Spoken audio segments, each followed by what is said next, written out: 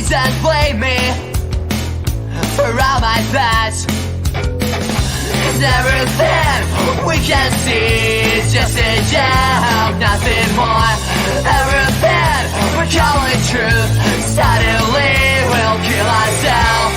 Can't find the spinning deep inside of me. Wasting time, but it's fun. But even that can make me feel. Can't find the spinning deep inside of me. Wasting time, but it's fun. But even that can make me feel. We're the team, selling lies for doubt, killing in the name of the damn loud. It's everything we can see is just a joke, nothing more. Everything we're calling truth, suddenly we'll kill ourselves. Can't find spinning deep inside of me. Wasting time, but it's fine. And even that can make me feel. Can't find spinning deep inside of me.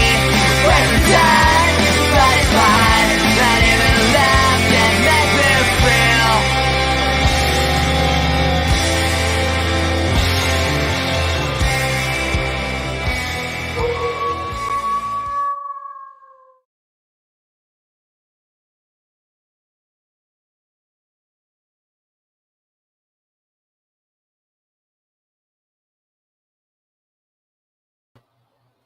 What's up, guys? You're very welcome to another Degenerate Watch live stream. Thank you very much for joining me, and big shout out to anyone that's watching this back on the replay later on. I hope you're all doing well out there. There's a few people here already. Big shout out to Dave McGuinness, Roisin, Just Another Nut, Bert Der Ferk. Good to see you all here. Sorry, it's a bit late there. I was making a coffee and I thought I'd get back up in time, but obviously not. But we're here now anyway. So how's everyone doing out there anyway? I see Dave is saying, no, I'm not early, Dave. I'm actually a few minutes late there. What's going on, Sean? So it's been a while since we've did a live stream here, so I decided I'd just come on. I hadn't really anything major planned, but I just said I'd come on. I was actually trying to do this on Saturday night there, but I had a few difficulties, so didn't get around to doing it. But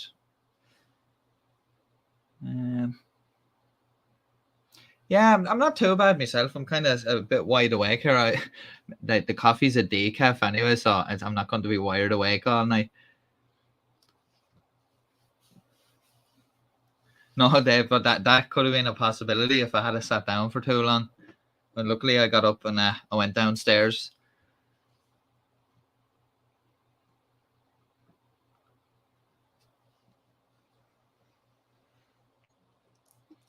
Yeah, I know, have to. Yeah, and I'm always planning on doing the streams a little bit earlier on, but it always ends up being a bit later when I end up doing them. So, but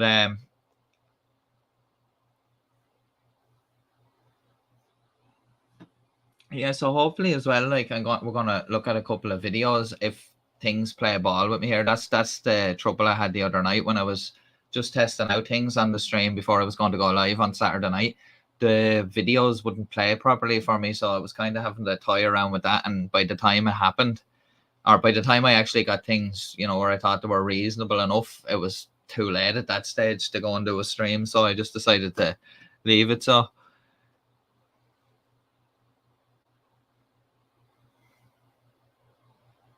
Dave's actually talking to us in the future. It's 1:30 p.m. on Wednesday afternoon over there. And what's the weather like there at the moment?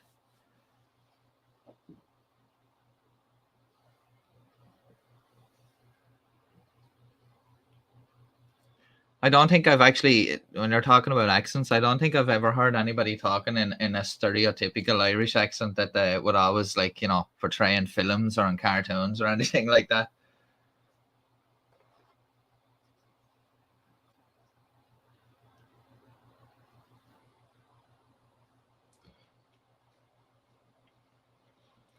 But I don't know if any of you guys have seen the video. It was, I think it's only put up there in the last couple of days there, of the pastor getting arrested while he was watering the lawn in his neighbour's garden. I was just going to have a little look at that video here this evening. I don't know if anybody's seen that already, but it's not really crazy, but at the same time, I think it's one of those situations where if you just kind of cooperate with the police, things will go a lot easier instead of kind of putting up and being all defensive straight away for no apparent reason whatsoever.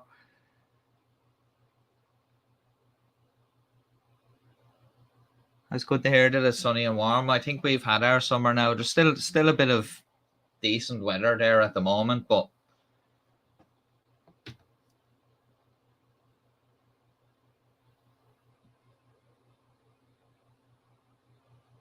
and yeah, Utah, I hear a lot there that Utah can be fairly hot as well.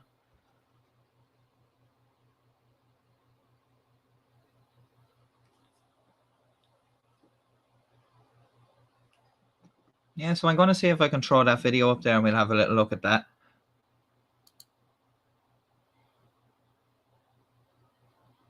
Yeah, the 2 days of summer, and now they're just a distant memory.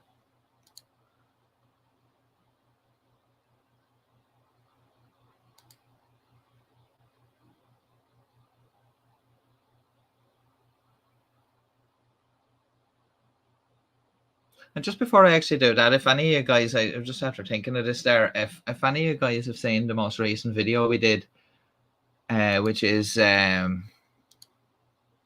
one where the guy complains about his cold fries and ends up getting arrested for a murder warrant that he has out from somewhere else.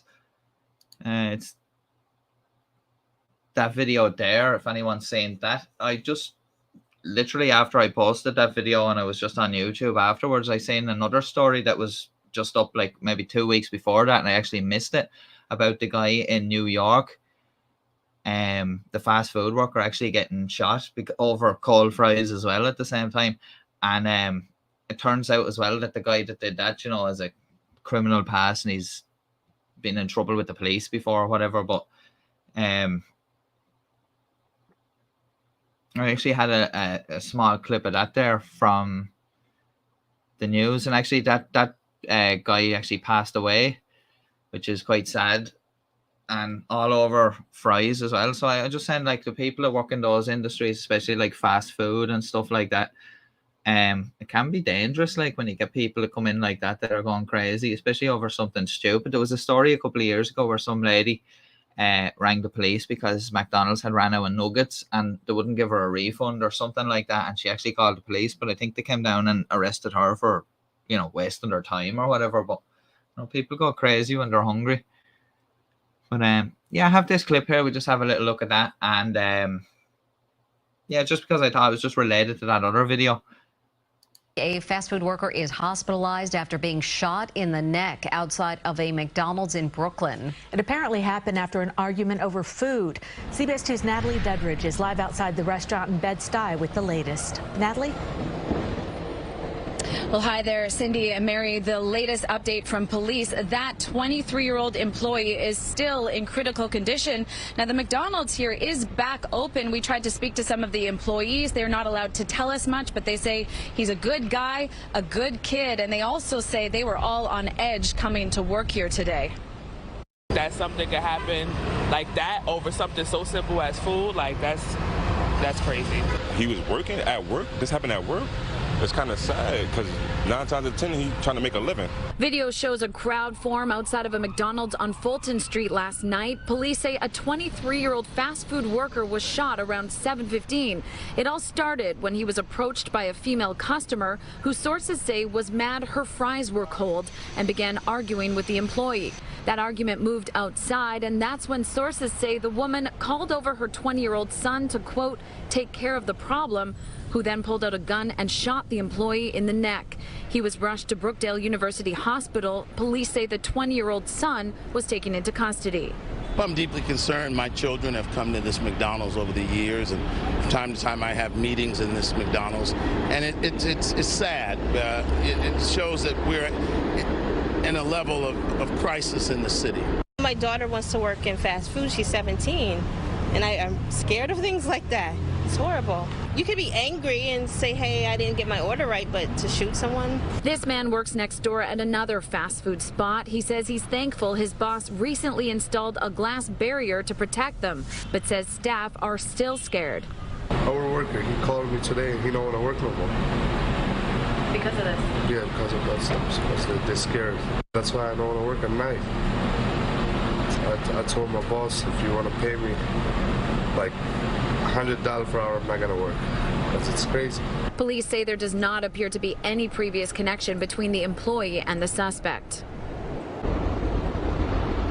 Charges are still pending, and we did speak to McDonald's staff who tell us they do have security on hand, but one say security's hours have recently been scaled back. We're live in Bed-Stuy, Brooklyn. Natalie Dudridge, CBS 2 News. Natalie, thank you.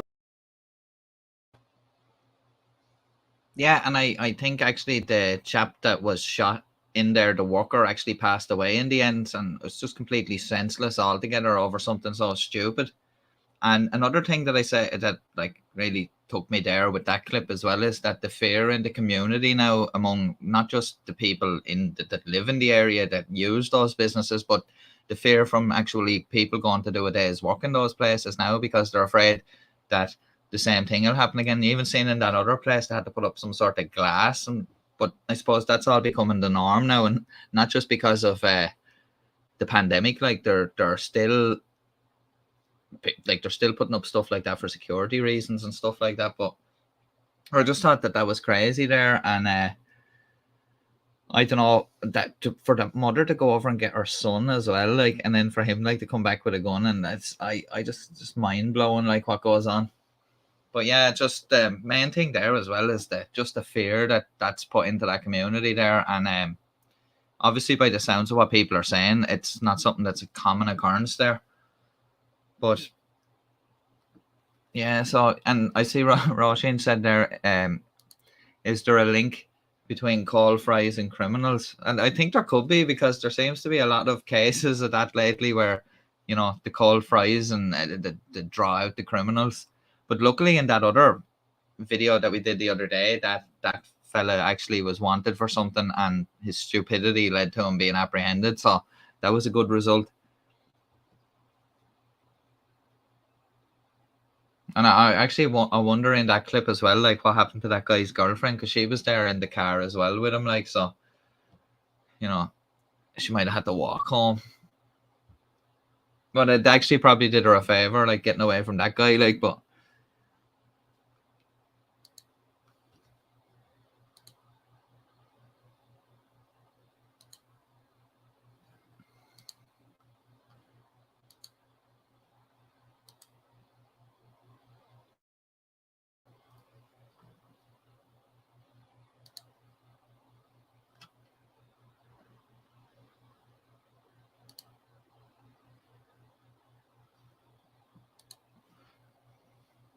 Now, hopefully this other video will work out all right and play there.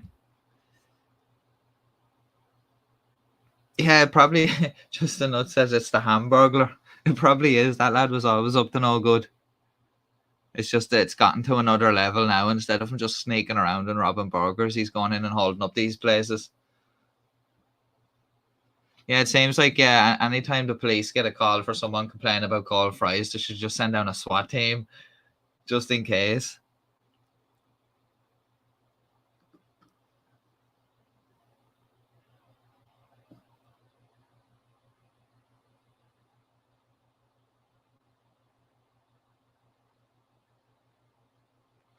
See, Dave's just saying there that during one of our lockdowns, a group of gang members crossed the line with the cops by having a boot full of KFC, and they were going to sell it in Auckland.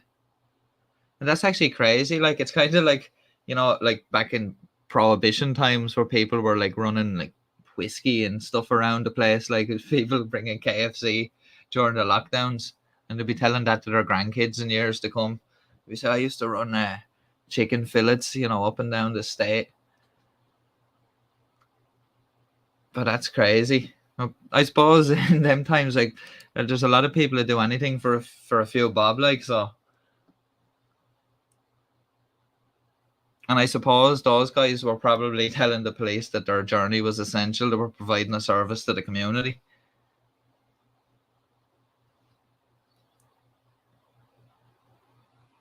And that's actually something, if we get through this clip, if this goes all right, there's another clip I want to look at. It's actually from here in Ireland. It's to do with a guy during one of the lockdowns, and he's out on the street, and he thinks that being out on the street recording on his mobile is, reason to be out when the lockdown's on.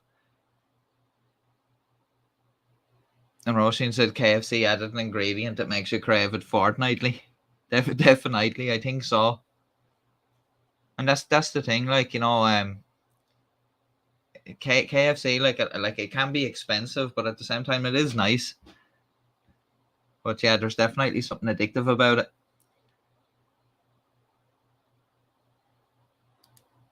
I said a bootleg chicken. Yeah, I think so. Illegal chicken.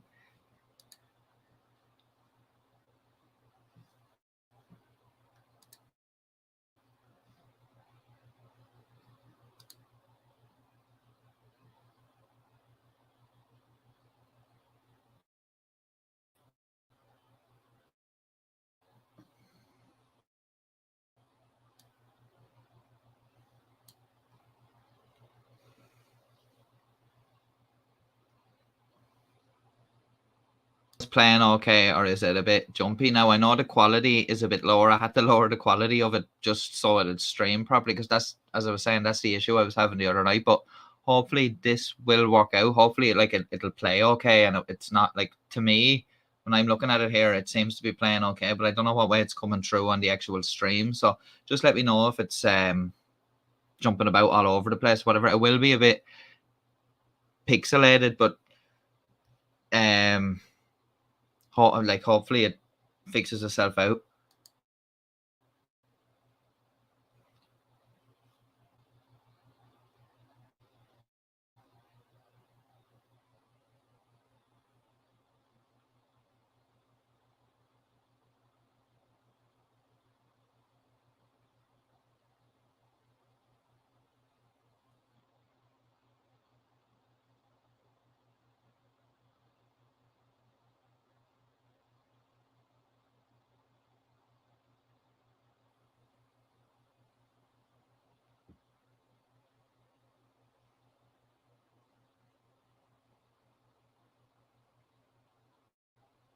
Yeah, there might be a slight lag in the video now and again.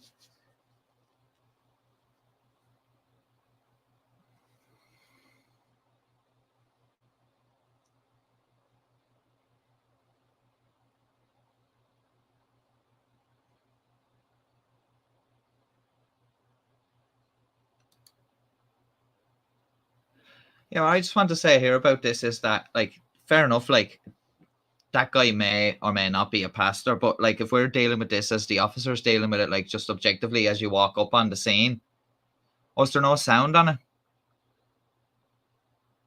It should have been sharing the sound across.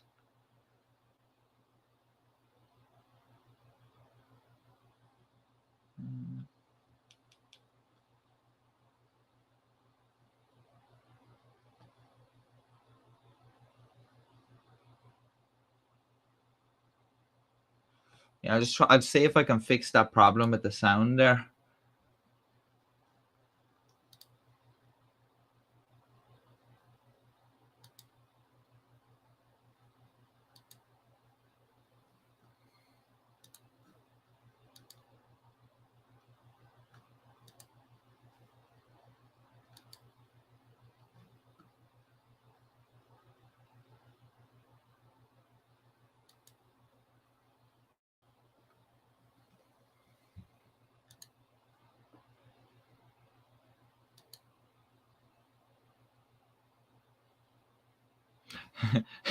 Yeah, I wish people would just come and water my garden and cut the lawn and stuff like that. It'd be handy.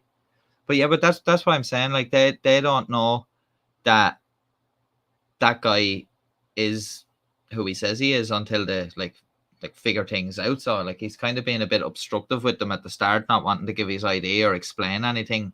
He's just literally said he's the pastor and he's just there watering the garden while they're away. But you can't just believe everybody on what they say straight off. Well, the police can't, because they're obviously dealing with dodgy people all the time. I'll just try this again and see will it play the audio.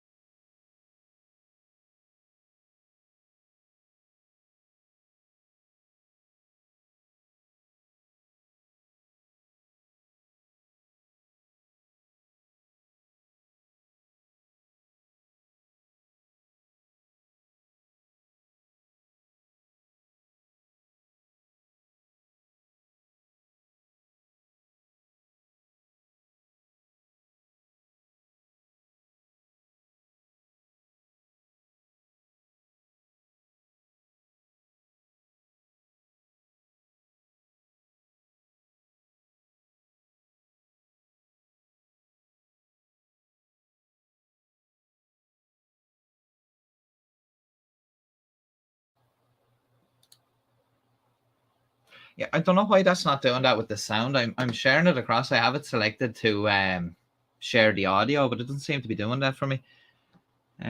Like the audio is playing here for me, but I don't know why it's not going across.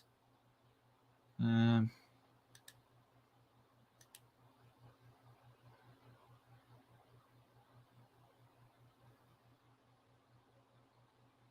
see Roshi just saying there about it was purely racism. I'm sure the pastor is hypersensitive, being a black man, and I'd say, of course, obviously, you know, the way there is profiling that goes on, and I'm sure he was probably thinking that in the first place. He was probably thinking to himself, "Oh, this is just literally somebody's called in because it's a black man in somebody's house," and I understand that, and I know where they're coming from when like by thinking that.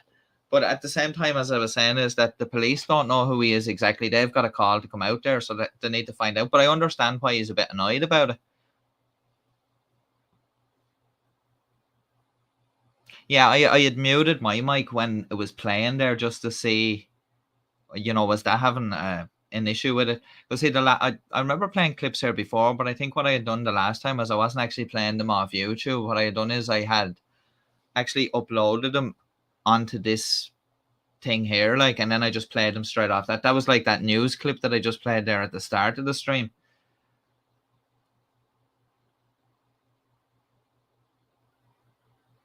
I wonder if I share the file this way, because this is the problem I had the other night when I was sharing it a different way. It wasn't playing. It was kind of lagging a bit, although it might play okay for you guys. I'll just see.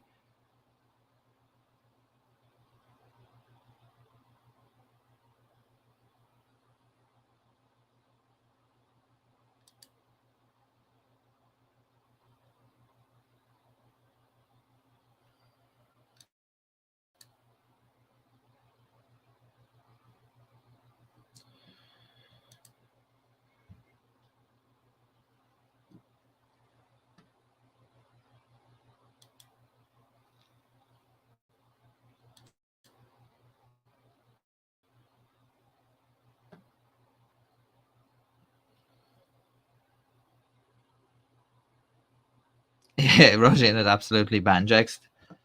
See, that's the thing. I don't know. Like, I should have did that with that clip. It's only when I upload it to this, I can't stop it in the middle of the clip. Like, and this one was quite long, the interaction here. So, like, but if I can't get this sorted out, what I'll do is for the next stream that I do, have something sorted out a bit better. I'll try it this way. Now this may or may not work, but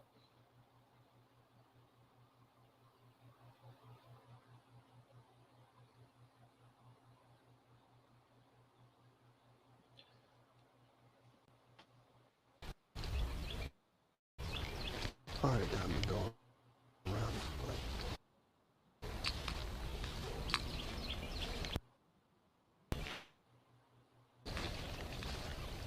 Howdy. Hey man, how's it going? Pretty I think good. This one will play. It'll probably play with the sound, but I'd say it might be probably jumpy. What you doing? Water flower. All right, they saying, is that your vehicle?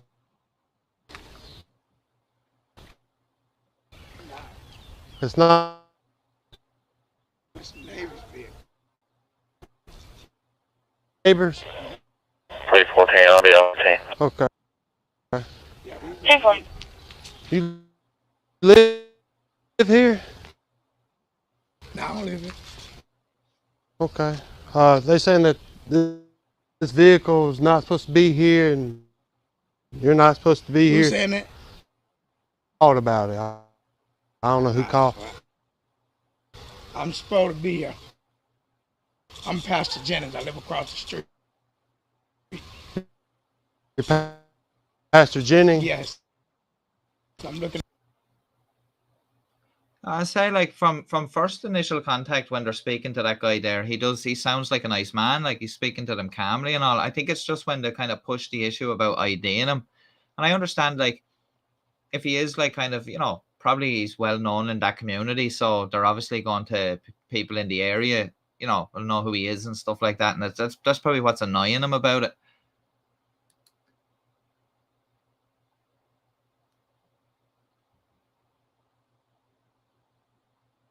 Not for their house. While they gone. Okay. Water and they flower. Okay. Okay. Well, that's cool. Now, do you have like ID and all? Oh no, man. I'm not gonna give you no ID. Why not? I ain't did nothing wrong. Well, you look. Listen. I'm not saying do nothing wrong. Dog, listen, There's a suspicious person.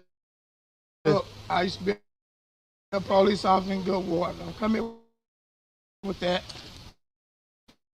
Okay? Look, man, don't do this to me. Yeah.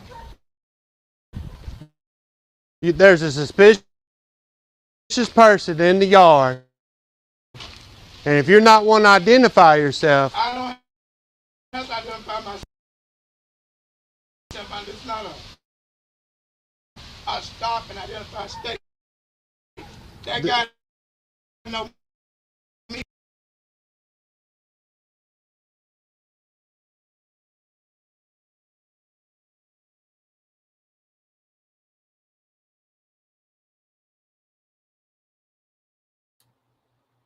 I was just gonna say, he was saying there that Alabama's not a stop and identify state. I was just wondering, is it? Like, I hadn't actually checked that.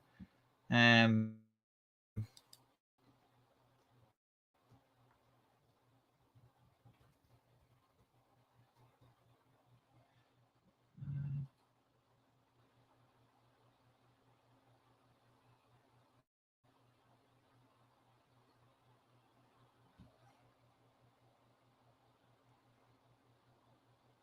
don't think so. I can't see anything here.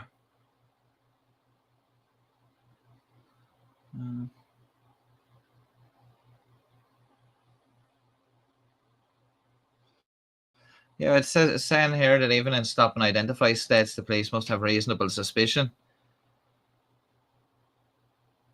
Yeah, that's the thing, Roisin, too. Like, if I suppose that if he had been really like trying to break into that house or anything like that, he would have ran when the police showed up. But his engagement, and that's the thing as well. Like, he doesn't look like he's going equipped to burglarize a house. But yeah. But see, that's the thing. Like, I can understand why he's upset. Like, but when he gets kind of angry about it, it ends up like going down a bad road for him. And then Dave's just put the code there in the chat. the Alabama code. That's the stop and ID code.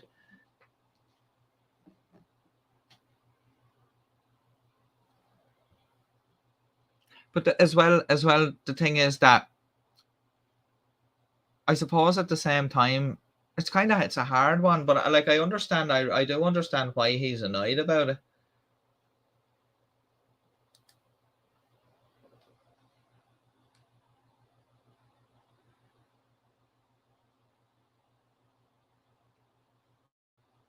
He can't give him a story that got broken. I live right across the street. Who called y'all? That's what we'll figure out. Black man. He don't listen. You think I'm not saying nothing about. You have no right to approach me if I ain't did nothing suspicious or nothing wrong. Listen. Told him I'm a pastor. I pastor until I don't hear. Sir. You want to lock me up? Lock me up. Nobody wants to lock you up. Me, I'm not showing y'all anything. I'm going to continue to run these flowers. I don't care who.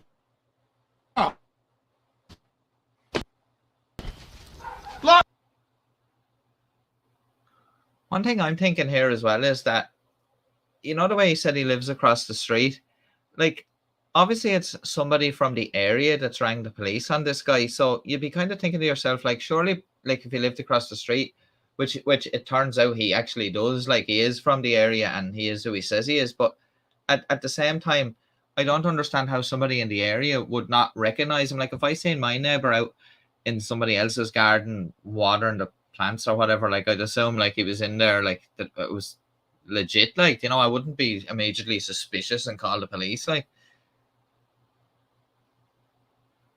And yeah, Roisin, that's a good point you make. Like, and I understand where he's come, like, why he would think that as well, saying that the police would not have been called if he was white, as he's thinking. And I think maybe that is it. Like, but see, that's the thing. Maybe it's the neighbor, it's whoever's seen him there, and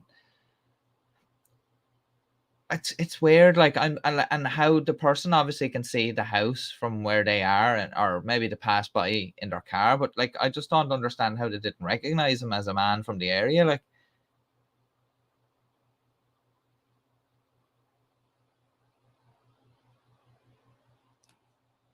and then Vert there Ferk says, it comes up there. It says there's too much of this in the US: walking, driving, jogging, bird watching, watering, etc. While black, it's just not cool. And that's true as well. I do see that in a lot of situations where people get the police called on them, like black people get the police called on them for, like, you know, doing simple things. Like, I think I seen a thing, like, I might actually try find this clip again and do it in a video, where these two guys are down. I think they're trying to, like, put a boat in, like, it's some public lake somewhere, but there's houses that back onto it, and like the guy's getting all irate with them and all that and all, and calls the police, like. And I think that's got something to do with, because the two young guys are black, like. And this is one of those, you know, it's kind of one of those, it's not a gated community, but, you know, all the houses look really expensive and stuff. And I think the guy was a bit well to do, like, he didn't want anybody else, you know, near his lake and stuff like that. And that's the thing, I just don't get that these days with why Roisin's just saying they're racist, and people are tired of it. And that's the thing, like, I just don't get how it's still a thing that's happening. You know, everybody literally is the same. Like, do you know what I mean? Like, in terms of, like, we're all trying to just live. Like, we're all just trying to, like, you know, like, whatever you're trying to do, like, everyone has their own story, whatever they're trying to do with their life. But we're all just trying to exist, I suppose, you know. And just because somebody's black or white or whatever, like, it doesn't really matter. Like, as long as, you know, because that's all anybody wants to do is just kind of get on with their life, like, and they don't need all of that nonsense, like. And especially, like, when you see, like there's some heartbreaking cases of stuff like that where people are being discriminated against just because of their color, and it's not nice. Yeah, there's I don't know when, like, like obviously like racism's always been there or whatever, like, but it really seems to be getting more prevalent like in the last couple of years. Like, I don't know if it's just with social media, there's more of it being shown, there's more of it available to see. Like, I don't know if it's that and we're just seeing more of it and it was always there, or whether it is becoming worse. I know things are becoming far more violent everywhere anyway, because even here there's an awful lot of, like, even in the last couple of weeks, and Roisin will probably have heard some of these in the news, but in the last couple of weeks there's been an awful lot of people here that have been beaten, like, like maybe at night, on nights out, at the pub or whatever, at parties and all, have been beaten and ended up in hospital in a bad way. And one guy there, he was beaten up in Kildare by 6 guys. It turned out there was allegedly something that went down on the dance floor, or some sort of stupid disagreement, and it spilled out onto the street, and then that guy ended up dying in hospital a couple of days later. Like, so, like, there's an awful lot of stuff like that, this mad violence, like, and it seems like after all these lockdowns finished that everyone start getting back out and doing things again and all. It just seems like there's a lot of anger or frustration or something. I don't really know.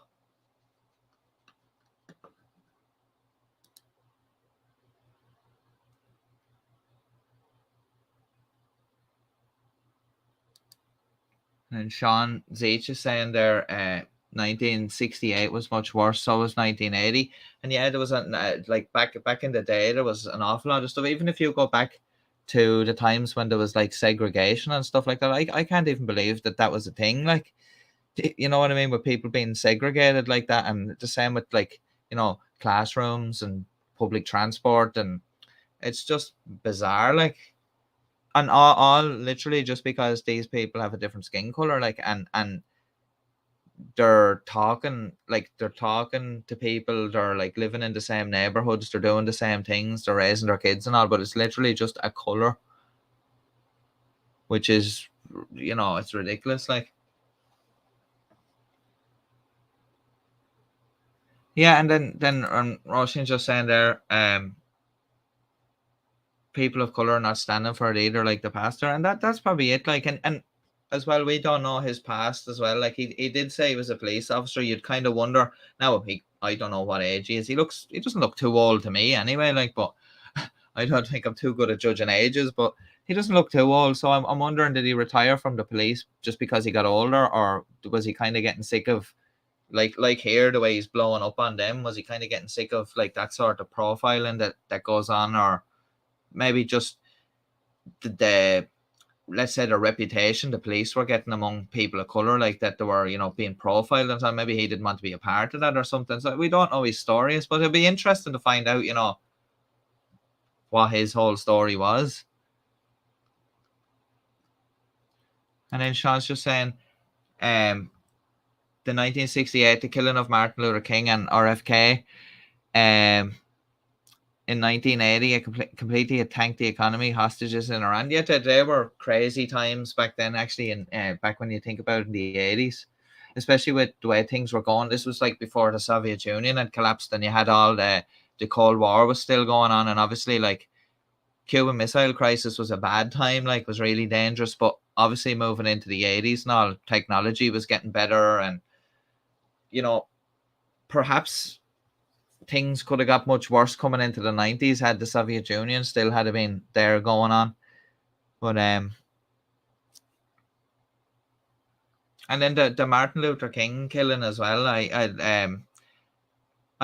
remember reading something about, I think it was when it was Martin Luther King Day last year. I think I was reading up something about that, and I was looking at some photographs of the balcony where he was actually shot on there. And it's just that's a crazy story as well, Martin Luther King's story. But yeah, there's a lot of those killings that went on back in the day, like, Martin Luther King, RFK, JFK, all of those things, and yeah, there were crazy times. I suppose you don't really see things like that these days with these assassinations as much. Maybe there are some things like that go on of leaders, like we've seen that there in Japan recently with the ex prime minister. I think he was, ex prime minister.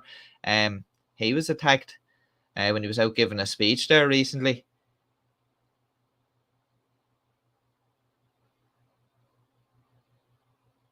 Yeah, the whole thing, and then the other thing, Roisin, with remember when all the kids were being separated from their parents down when they were being detained.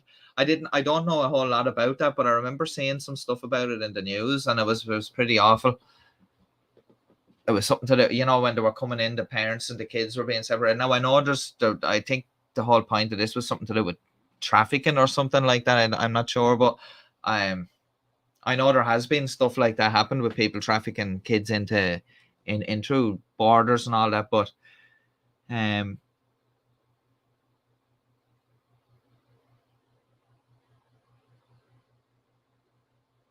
I was actually, there's a guy, and I can't remember his name. I was watching a video he had the other day about he was actually down on the border, and I think he was going around with one of the sheriffs, and they were saying they're very understaffed down there. I think this was in Texas. He was saying they're very understaffed down there, and they had this one checkpoint. I think it's like 30 miles or something like that, or yeah, something like that away from the actual border, but it's an inland kind of, inland, but it's away from the border checkpoint. And he was just showing the guy, and it was like all locked up, like, and he was just saying that they didn't have enough people on duty, that they demand the checkpoint, and that obviously the smugglers and the people traffickers know this, so like they'll just come through, like, and they can't do nothing about it because they just don't have the manpower. And he was asking them, like, why do you think that is? And they were saying that, well, basically it's that, number one, they're not paying them enough in some of the places, like they're just not offering a competitive salary, like, and then in some places they're just not getting the numbers of people wanting to apply. I suppose it is a dangerous job, and like, if they're not going to pay you well, then I suppose it's not very appealing. But this guy was the sheriff, and he had another deputy, and I think the two of them were like patrolling some sort of a crazy area. Like, I mean, I think that one guy was saying if the other guy pulls someone over in his area, by the time he gets to him, it's like 20 minutes or half an hour or something by the time he drives to him. So it's a good distance he has to travel to actually get back up. So, and these guys are all out on their own, like, so I wouldn't like that job now. What do you guys think? Do you think Trump's going to come back in 2024 and run again? Or do you think the latest thing with all of this, this document business is going to have any effect on that? Because I think I was looking at a thing that they were saying that if he gets charged with this or something, that may disqualify him from running again, or if there's proceedings over this or something like that, he may end up not being able to run again.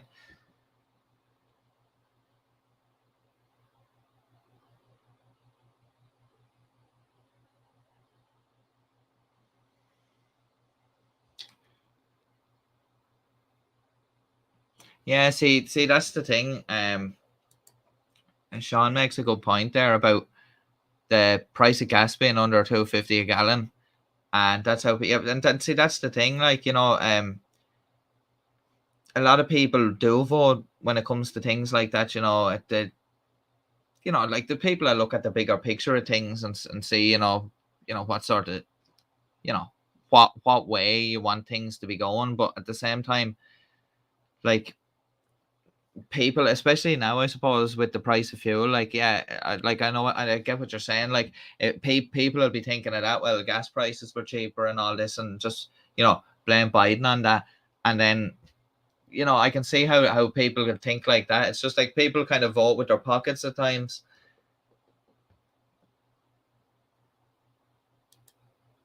And see, that's the thing. You wonder there, like, with this whole thing that's going on with the whole war in Ukraine, like, obviously that's having an effect on things or whatever. And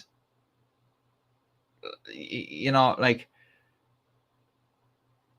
when are things going to actually get better? Because they're talking about, like, that there's going to be more recessions and stuff like that around the place. And I remember the last recession here. Well, it was a global recession, it was everywhere, but I remember just specifically here, like, that there was a lot of people losing their jobs and stuff like that. I was fortunate enough at the time that the job that I was in kept going, but like, there was a lot of people that I knew and had to leave the country and stuff like that. And it's it's kind of sad to think that maybe something like that's looming again, because that's the way they're talking about inflation, the way it's gone. And prices of rent and all has gone up, and even the price of food. Like every time you go into the supermarket every week, the price seems to be gone through the roof again.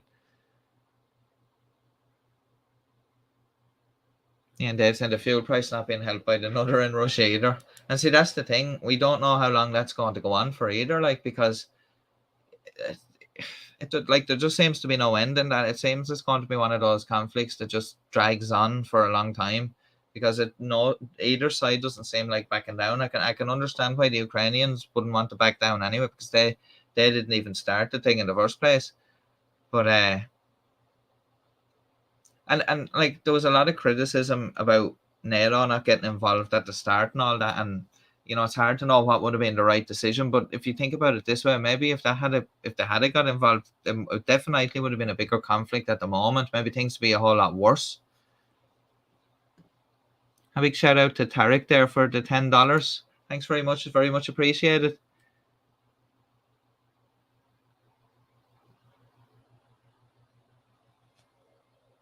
And thanks for joining us here.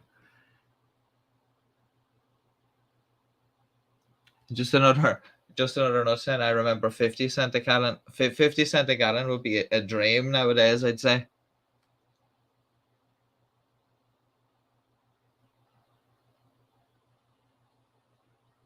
Yeah, Dave makes a good point there. He said he sees it as being a new Korea, and it could end up being like that. It could end up being split up somehow, just to end up stopping the fighting, like, And that's the thing. It depends on how dirty the tactics get. Like if the Russians start ramping up things and start like using other tactics, and it all depends on how the appetite to fight on is in the Ukrainian people. Now at the moment it seems like it's still unwavering, but you never know as time goes on and there's more casualties and stuff like that, more destruction and all. But they're definitely going to get there's definitely going to be something there, because the Russians aren't going to want to give up the territory. They're especially not going to want to give up Crimea at all.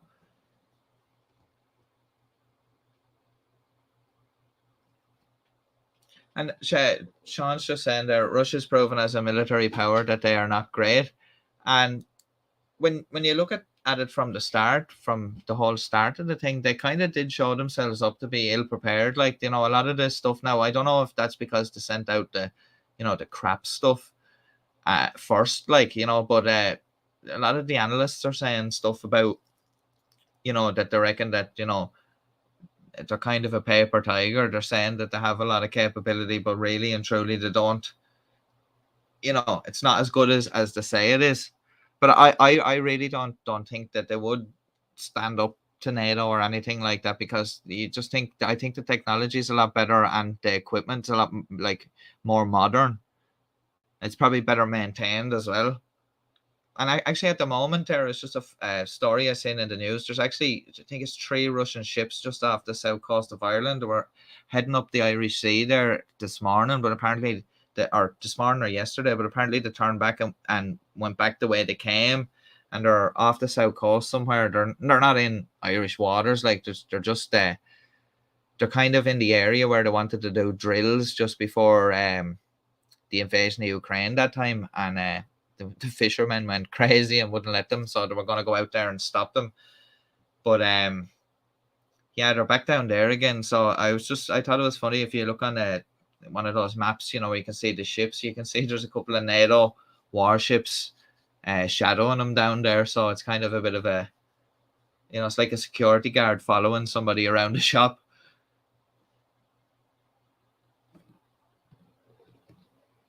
Yeah, Roisin, to be watching them closely down there. I think they had it. Remember, there were like those exercises that they wanted to do were over those internet cables that run from Ireland to the US and from the UK over, and they had some sort of a spy ship as well off the west coast going up and down over the cables that are over there.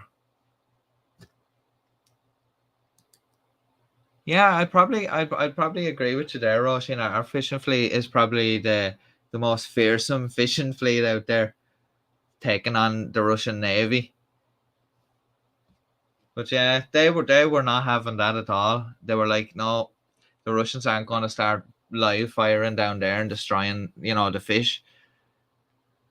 So yeah, and they definitely would have went down there and got into the middle of the exercises and just like anchored up and sat there, like, because they were 100%. Even the government were telling them, like, we can't stop you from going down there, but please don't go down there because there might be trouble. But they were going down there.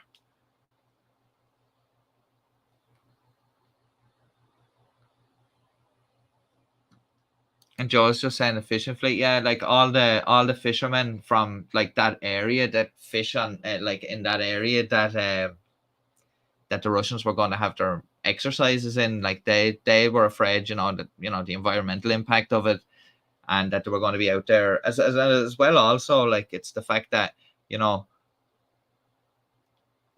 other people were concerned about what they were actually up to down there. I actually remember that. Did you see that graphic, Roshan, that they had on the news over there, where it was like some missile, was flying over, and then it like came over like Donegal or something like that and exploded, like, and then like wiped everything out. It was a bit crazy, like. And do you remember that guy actually? I don't know if it's when was it? It was around the start of that invasion. That guy rammed the gate to the Russian embassy up in Dublin.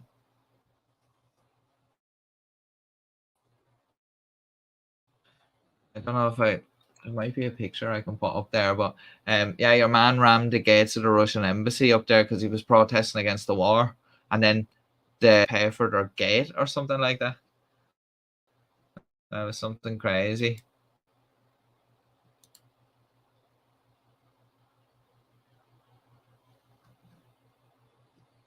Yeah, Sean says, let the frauditors enlist and see who the real tyrants are.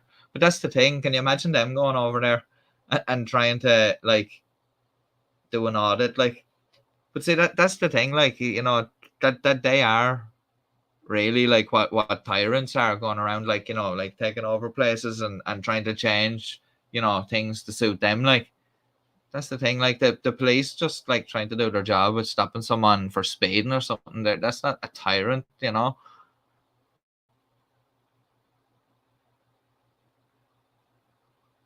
Yeah. Let's see. I think. Yeah,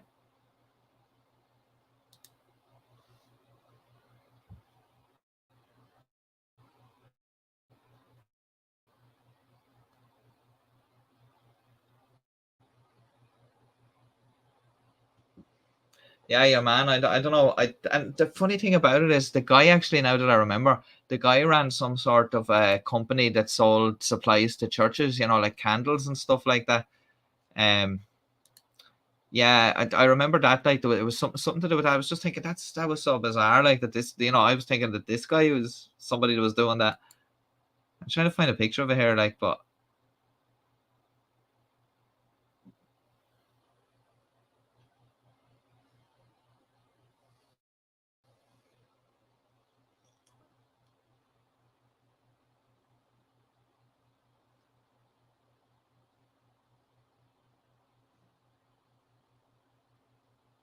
Yeah, see, people as well had a spray painted the pillars outside the embassy as well. But yeah, like, people were not happy.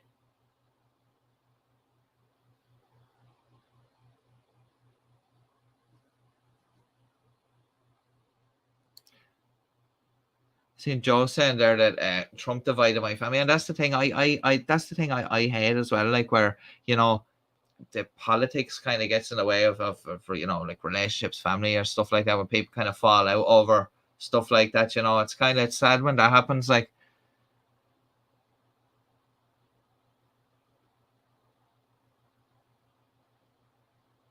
oh yeah, Rosie, yeah, I remember. Yeah, they had no oil or something like that, and then no companies would go and sell them any oil.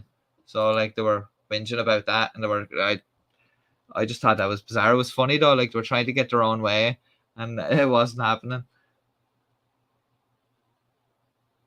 I think they were saying as well, they were giving out saying that the guards didn't try to stop your man or something like that, or they weren't there, like, you know what I mean? Yeah, I have a picture there now.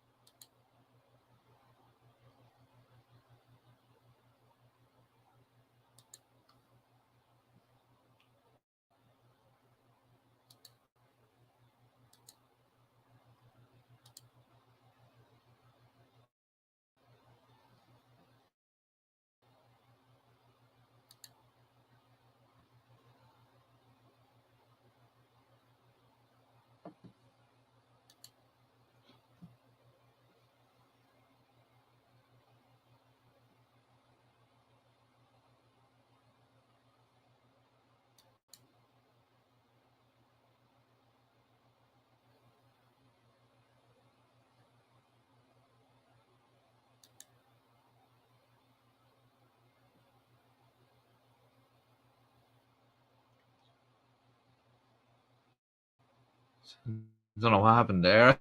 I thought the thing was having a bit of a freak out there. I don't know. I thought the stream had cut off there for a second.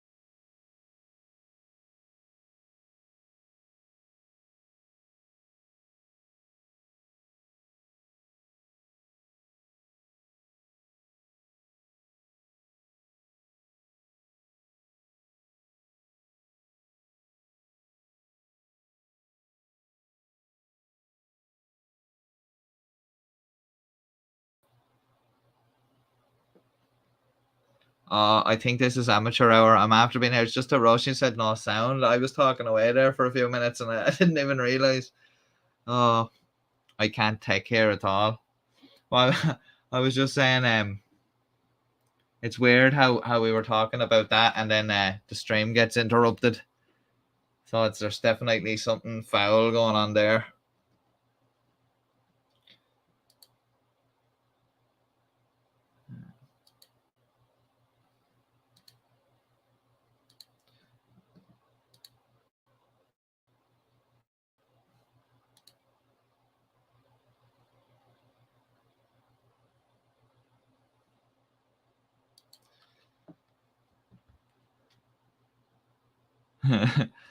Not yet, but I haven't gone postal. Don't go postal.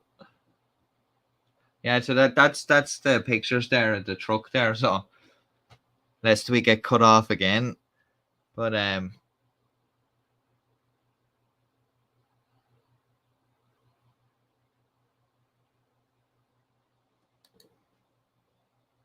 could I could be a special agent. Hey,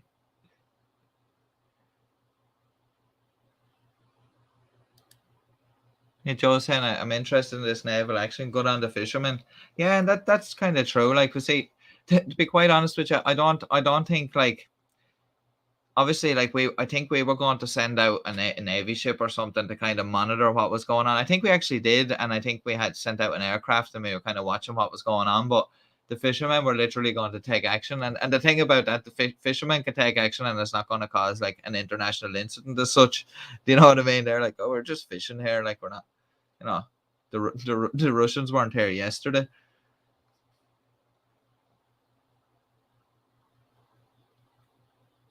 Yeah, that I just thought it was crazy. Like I don't know what the idea is. Like a man just went up. That's his own truck and everything. Like I think from his own business. Like I was saying, he just went up and just decided I'll just ram the gates. Like I wonder what they were thinking inside when that was going on. They were probably like, "Oh, what's this guy doing?" They probably thought he was like backing up to turn the truck around or something, and then he's like, just like full speed into the gate.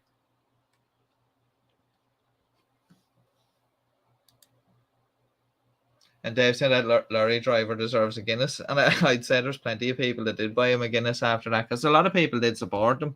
You can see the state of the wall there outside with the people that have covered it in red paint. And I think, I don't know if it's not there in that picture, but I think it's actually under the truck there. But I think people had actually painted the Ukrainian flag on the footpad outside.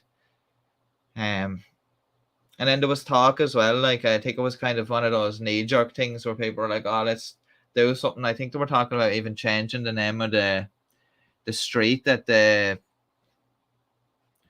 street that the actual embassy's on. I think they were talking about changing the name of the street to something like, you know, something Ukrainian, like to kind of just annoy the Russians.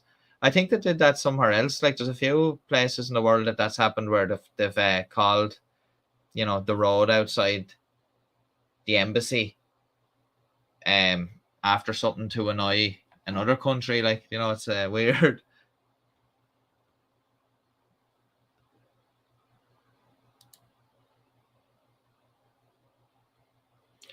Yeah, I think there's a lot to see. See, that's what I thought that they were going to do. I thought just before the invasion of Ukraine there, I thought they were going to go down and like cut those cables because like my reckoning was that Putin was thinking, well, as soon as I invade Ukraine, NATO are definitely going to get involved. Like I thought that might have been his thinking, and we're going to go down and cut the cables as kind of a sort of a blackmail on Europe, as saying like, oh, we'll cut the cables, or we have cut the cables, so now you can't, you know, your communications and your economies are going to suffer. I thought that's what they were kind of gearing up for, because it was just before that all the troops were lining up and all, and then they had these ships going down to do exercises down there. It was very suspicious, like, you know. Well, see, that's the thing. That's a big vulnerability down there, and that's why, like, I suppose we were getting criticism at the time that, you know, technically, like, we can't defend that. Like, we'd need assistance, and they were talking like that. The whole invasion in Ukraine, I suppose, has sparked a whole debate around the world about, you know, spending more on military spending in countries like, and that's actually happened here. There was a whole report given to the government about, you know, what they should be spending money on, and like what we need, like, to, you know, make us more capable or whatever. But there have although, like, I will say that they have been investing a bit in the Navy over the last couple of years. Like, obviously we need more people because there's a crisis with just before I continue, I just say that Vert there Ferk is saying good night, fine folk, heading to an early bed. Babysat the grandson today, and 1-year-olds are exhausting. Wishing you all the health and wealth. Thanks very much for joining us. It was nice to talk to you here, and I hope to see you again soon. Hope you get a good sleep. I'd say that was exhausting.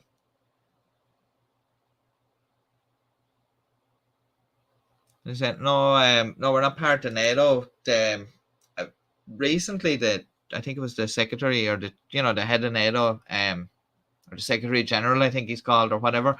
He was saying that, you know, we'd be welcome to join NATO and stuff like that. And see, I don't think the appetite's quite there. There was a poll recently, one of the papers that I was reading it yesterday. They were saying that there's only a very small majority, or there's only a small amount of people would favour joining NATO, and I think the government are kind of would sit on the fence about it too, because it'd mean spending an awful lot more money You know what I mean? And see, that's the thing with the EU as well. Like, you know, if I suppose if we were attacked, like I wouldn't say other countries in the EU would just sit there and let us be, you know, overrun. Like, you know, there would be some sort of I'm not sure what way the EU works now in terms of you know, a collective defense or anything like that. I presume there should be something, like there is talk of an EU army. That's been floated around for a while, but I'm sure there's some sort of a collective defense. You know, if one country's attacked or something, especially if it's from a country outside, you know, the union. Like I don't know what sort of a, you know, an internal dispute, what way to mitigate that, like, but and Russia's just saying it's the same as NATO to have a clause to protect. And see, that's the thing as well. Like, if you think about it, like, the United States are like probably the most powerful military in the world, and like when you think about NATO, like having the United States in NATO, and then like a majority, I'd say, of European countries are in NATO, so like you've literally most of Europe and the United States in one like army, like. So like it's just I just think it's crazy the way the Russians are kind of you know treading on that line there. Just doesn't seem like, and I'm assuming they probably think that they'd be backed up by the Chinese, but like I think that the Chinese would just leave them hanging out to dry if something like that happened, because I just believe that they're, you know, only interested in their own interests. Yeah, and Russia's the same. We have UK, France, Germany. And see that's another thing. Like even the UK, there, like we get a lot of help off the UK in terms of when these Russian ships like come up the coast and all. Like the UK would obviously send out ships to shadow them, like obviously for their own interests as well. Like, but they do if there's ever any Russian planes here, like it'd be the RAF that'd be intercepting them. So, you know, there's a good like relationship there between, you know, the defense forces here and in the UK in terms of stuff like that, especially when it comes to stuff like, you know, borders and smuggling and stuff like that. Yeah, and Dave said the Chinese are backing away quietly from Russia, and you can kind of see that. Like, you know, I think that they're one of those where they'll kind of keep them at arm's length, kind of keep them sweet for their own interests and all. But like, there's something I was looking at before, saying that there's some land in northern China that's part of Russia, but I think after the Second World War, something, you know, was given to Russia, but the Chinese see it as part of their land or whatever like that, and it's kind of a thing where, you know, it'd be in their interest to see Russia weaker, really, at the end of the day, because you think about China's trying to establish themselves as a big power, so they're not going to want to see the Russians succeed in doing that themselves. So, you know, it's within their interest to keep the Russians down at the same time. Yeah, and do you see that thing that's going on at the moment with the Chinese there, with that the whole Belt and Road thing, where they're going around building infrastructure in different countries, and then like if the country can't pay the, you know, to repay to service the debt or whatever, they end up kind of taking control of that infrastructure. Like when they build a port, like they take control of it, and then obviously start using it as a military base. It's a very sneaky tactic.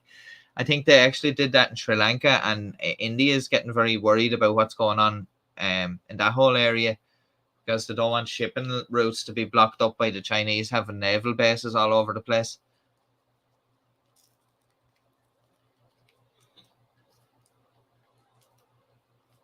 And say there's another thing as well. Like I noticed this: the Russians always criticized Americans for having loads of bases all over the world and stuff like that, but at the same time, Russia don't have as many bases all over the world, but they're the ones that are going around, you know, being aggressive. Like, if you know what I mean. Like, I know they're saying they're always complaining that they're being encircled, but you know, I think a lot of their actions leads to that. Yeah, Russia's just saying the Kuril Islands in Japan. That's contested as well, isn't it? There. Yeah, there's a couple of flashpoints up there, and then the whole thing as well with China trying to take over the whole South China Sea.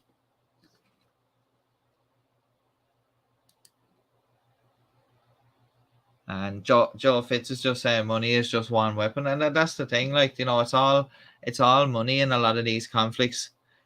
You're saying that as well. Like, there was one thing that I thought was very worrying when you're saying that in Iraq and all that time, when there was private contractors out there doing that. Like, and the thing that I see is that when you get people into things for profit, you know, it's not good. Like I can see that happening. Like, I know it's a totally different thing, but I'm just saying with the likes of, let's say, if you boil it down to even something as simple as a bus service, you know, when the states run a bus service, they're running it as a service, but when it's privatized to somebody else, that person wants to make a profit, and then of course things will suffer.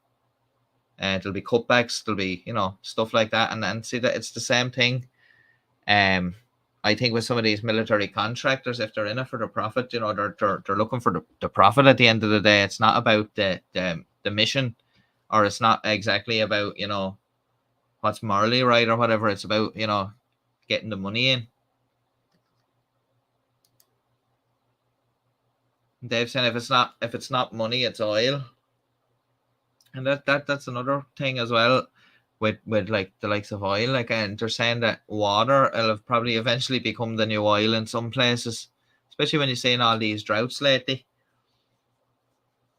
And I think there's actually, when you're speaking of China, I think there's another problem there with they're having a lot of droughts, and there's a shortage of power because there's a lot of hydroelectric power over there that they're using, and there's a lot of factories having to close. So I wonder, will that have a knock-on effect in terms of, like, you know, goods coming from over there? Like,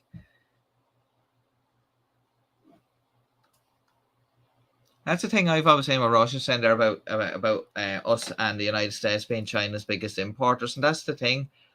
I remember watching a documentary a while ago about, they were basically talking about the fact that we rely so much on China for all these goods. If we were to produce all those goods, let's say in Europe, you know, everything we import from China, it'd be far more expensive to buy those goods. So like some of the goods probably wouldn't be even worthwhile making. There'd be no profit to be made in them, so we just wouldn't be able to get them. Like, and I'm just saying, we're so dependent on China.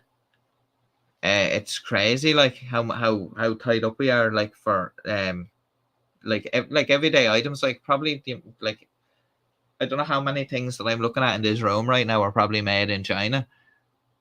You know, it's mad. Like, and like I found loads of old tools in my shed from, I mean, dad had from years ago, and like one of them's an old Stanley knife, you know, and it was a Stanley Sheffield, and it was all these, like, there's all these tools out there made out with like proper steel tools that are all made in the UK, and they're all like made in these, you know, places like Sheffield and all that, like, that were known for that back in the day or whatever. And it's so hard, like, now looking at some of the places where, like, the industries aren't what they used to be, or some places they're not even there at all. Like, and you know, it's like everything was being made at home, and then it's just the cheaper option was to import everything from China, because obviously the labor was cheaper, they were giving it a cheaper price. And now it's kind of come back to bite us now, because, you know, they're in a position that, like, you know, if they cut off some of the stuff that we're going to be scrambling, especially like Roshi saying there they want Taiwan for the semiconductors. And I thought, I didn't know that until recently, about how few places there are in the world that actually produce semiconductors, and like they're used in like all the electronics around the place. It's ridiculous. Like, and that's exactly what they want. They don't like the idea of not being in control of stuff like that. And that's the thing. Like, Taiwan, if Taiwan turned into another like Ukraine situation, like, I can't see it being I can't see it ending well. And like, Dave's down there in Australia, like, and I see a lot of that lately with the Chinese threatening Australia. And like, you know, I just, when I start saying, when we were threatening Australia about this, that, and the other, like that, about, because obviously Australia has an interest in that area of the world, like they don't want to see China taking over the area, and it is worrying, like, and I don't know if anybody's saying that thing about the Chinese fishing boats actually going over and they're off the Galapagos Islands there, and like they're just out there for months on end, and apparently other ships come and like refuel them, give them supplies and food and stuff like that, so they don't have to leave, and they just keep fishing and fishing. And apparently, like, they're really concerned that they're going to end up destroying the ecosystem over there, because like Galapagos Islands, like there's species on the Galapagos Islands that aren't found anywhere else in the world. And it's just it's a whole lack of concern for the environment, and that's what I find concerning as well about this whole push about climate change, where here we're being told, like, to have shorter showers, get an electric car, use less fuel, use public transport all the time and all. But yeah, if we do all that, it's still only going to be a small, like blip in the whole scheme of things when you have China out there and they're like guzzling up coal and oil, and they're like, they don't really care. And another thing is when the whole electric car thing, just to imagine the amount of vehicles that are in a country like somewhere like India. How are you going to how would you ever convert all of those people over to electric vehicles? Like, it would take an awful long time, and I just don't think it'd be possible. Like, and you think of all the equipment around the world and construction sites, just all the equipment that runs on diesel or petrol, and I just don't see how we can transition as quickly as the governments around the world want us to, from fossil fuels to electric and renewables. It just doesn't seem like in the time frame that they're saying, like they're talking about having no petrol and diesel cars in some countries by 2030, and that's only 8 years away. Like, I just don't see that happening.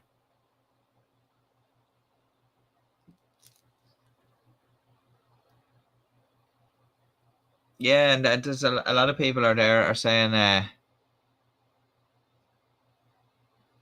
the fishing fleets are creating a disaster, like, and that's what's happening. Like, they're going around, and the thing is, they're also dumping waste from these boats, like, from the toilets and stuff like that. And some of these areas, like, are protected areas like that, but they don't care. Like, they're just going over there. It's all for money. And the thing about it is, you probably say, like, these fishermen aren't like fishermen like here or in the United States, where like it's a guy running his own boat. Most likely the state has some sort of a say, and is telling them to get the hell out there and bring in the fish, like, and they don't care where they go as long as they get the fish, like.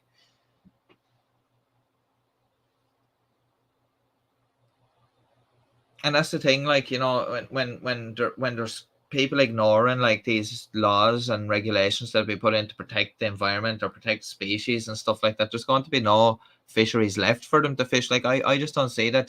See, they're saying that they reckon the Chinese are down there at the Galapagos Islands because they fished out some of the waters that they were in previously. So, like, where does it stop? Like, are they just going to keep hoovering up all the fish everywhere until there's nothing left? And then what do they do? I just don't get that. Dave saying there, and this thing, I was actually going to make a video about this whole lie of electric cars that they're saying that, like,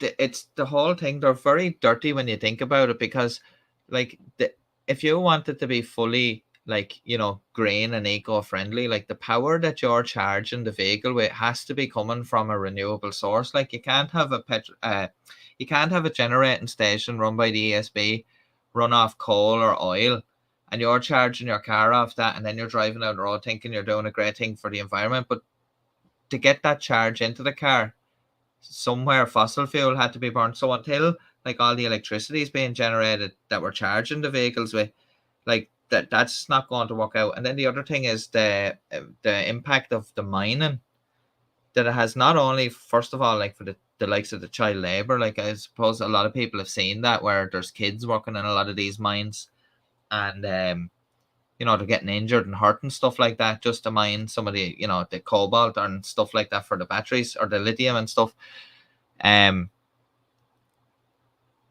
and like the more electric cars that are sold, the more batteries that are needed, the more kids that are going to have to go down into these mines and do that. And then it's a blight on the landscape too, having all these mines tearing up the environment, polluting the rivers and stuff like that. So the more hungry we get for electric cars and the more demand, it's just going to fuel that more. So like I really don't see how they're environmentally friendly, and they're definitely not child friendly anyway, because a lot of these countries, like some of these companies have said, oh, we don't buy our stuff off places that are using child labor. But there's no way of guaranteeing, unless you have boots on the ground and you're looking at what's going on in these mines, if they're using kids or not. And see, that's the thing, like how many electric cars are driving around now on the road that have I think it's cobalt, isn't it, that they're mining for the cars, but that are driving around with cobalt that are mined by kids, like, or that someone's lost their life trying to mine just to, like, allegedly save the environment, even though the car is being charged up on dirty electricity, like. And the thing there, Roisin, that you're saying that turbines and solar generation, I don't know why in Ireland that they haven't adopted this wave technology where you can harness the power of the waves. Like, we're surrounded by water. The West Coast has some massive waves. Like, there's people go over there for surfing and all. I don't know how we haven't harnessed that power somehow. Like, maybe it's too expensive. Like, but I don't know. Like, I kind of think that we're surrounded by water, and we kind of should be looking at that a lot. But yeah, a lot of turbines. There's a few projects going along the east coast now here as well with some new wind turbines. And I think there's just something in the paper there recently as well about down in Wexford. They're going to have I think they're looking for permission to do a wind farm about 20 kilometers offshore down there.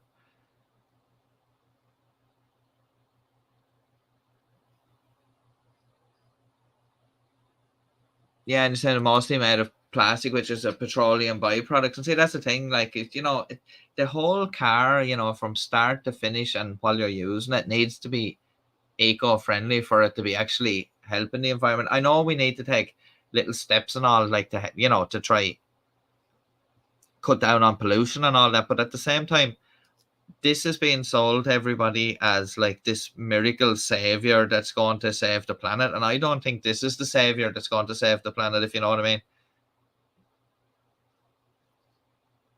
And Roshi saying no grid here, Kulchi.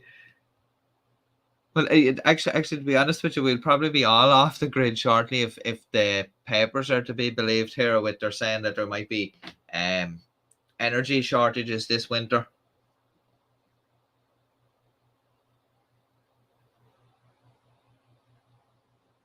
Oh, I didn't actually know that, Dave. Dave said there that the sea generation has to be gentle waves, not big waves, or the sensitive equipment will get damaged too much. So yeah, maybe that's a thing here. Like, maybe it's actually too rough here to actually have that technology, and that's why it's not being adopted. That's interesting, actually. Yeah, it's hard to know, like, like wind seems like a good option, but like you do have people out there that do complain about the turbines, and I can understand if you're living nearby and maybe you don't want them there, but there's an awful lot of remote areas that turbines could be put in, but the turbines at sea don't seem to be harming anybody, if you know what I mean, and they actually could be actually helping the environment a bit more in terms of when they're actually put down into the seabed to create a new kind of a new feature on the seabed for marine life to live around and stuff, and actually do become little mini reefs, I suppose. Yeah, solar's definitely out of the picture in Ireland anyway, for sure. It'd be unreliable. Although I see a lot of houses are actually getting that, maybe one or two solar panels up on the roof, and I don't know actually how effective they are. Like, I've never actually, I don't know anybody that has them themselves to know how actually, are they actually worth the price, or is it something that you'd have to have it there for a good number of years before it starts actually paying off.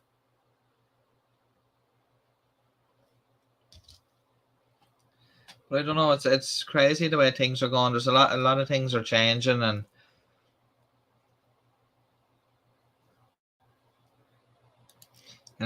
Dave's just saying their C generation's been around since the 70s, but it's just too hard to work.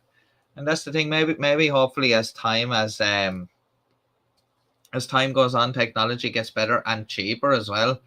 Well, not cheaper these days, but they usually say things start off expensive to get a bit cheaper as technology gets better. So hopefully maybe there'll be something to do with C generation that'll hopefully some smart person comes out with something new.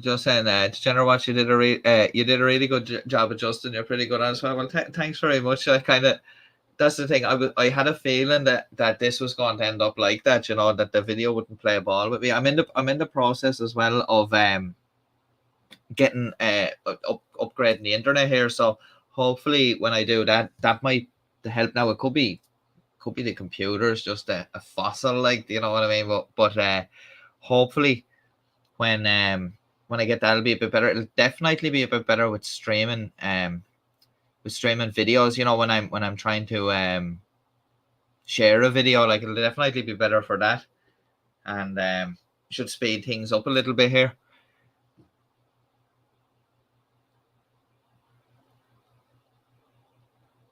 Well, thanks very much, Joe. And Dave saying here with the solar they say it can take 15 to 20 years to pay for itself, and by that time the panels have to be replaced. And it's like, see, that's the thing. Yeah, like if they're up there for that long, they're definitely going to feel the effects of it, especially where depending on where you live and stuff. And another thing that I'm only thinking is that it obviously you'd have to clean them or something like that, because obviously if they get dust and dirt built up on them and bird droppings and stuff like that, they're going to be less effective. So that's something else you have to think about, I suppose. And Roshan's just saying 4 a.m. I'm off. I actually didn't realize it was 4 a.m. But yeah, nice to see you, and thanks for coming. I hope to see you again on the next one, and should have a video out in the next day or two. So I might see you for the premiere of that one. So take care and stay safe.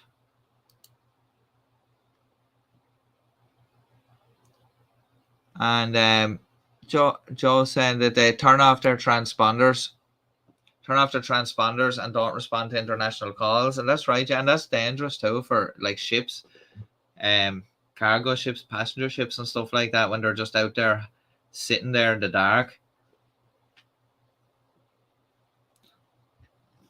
But see, that's the thing, like, it's getting a bit crazy with what's going on over there and all over the place. And I've actually watched a few videos lately of some guys that like comment on stuff that goes on in China, to cover like stuff that goes on in China and stuff.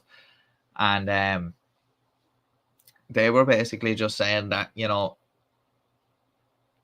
like China, the Chinese aren't going to stop what they're doing. Do you know what I mean? Like with these like fishing fleets going around hoovering up the place and all, and then going around trying to kind of gain influence around different areas, especially over there in the Pacific, like. And it's very worrying, like, when you think about it. Sorry, because a lot of the world's trade comes through there, and it's kind of, when you think about it, it's not good, especially the way things are now with the cost of things. If something over there happens, things are just going to go through the roof altogether.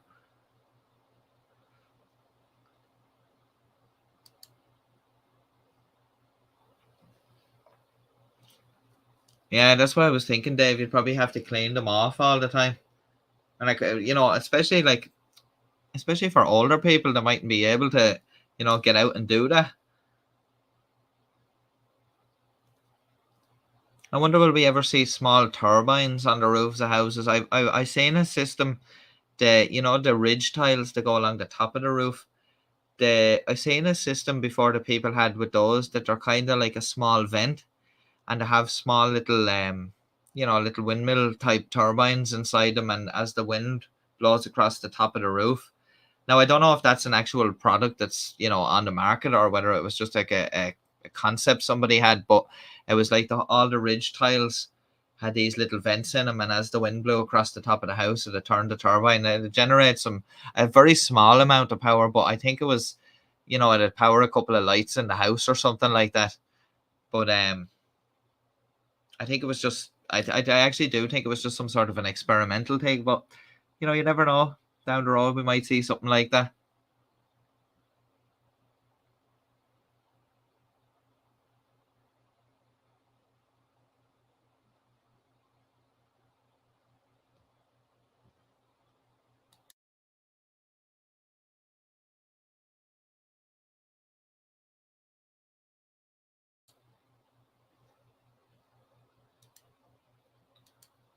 I actually saying a thing there the other day about it.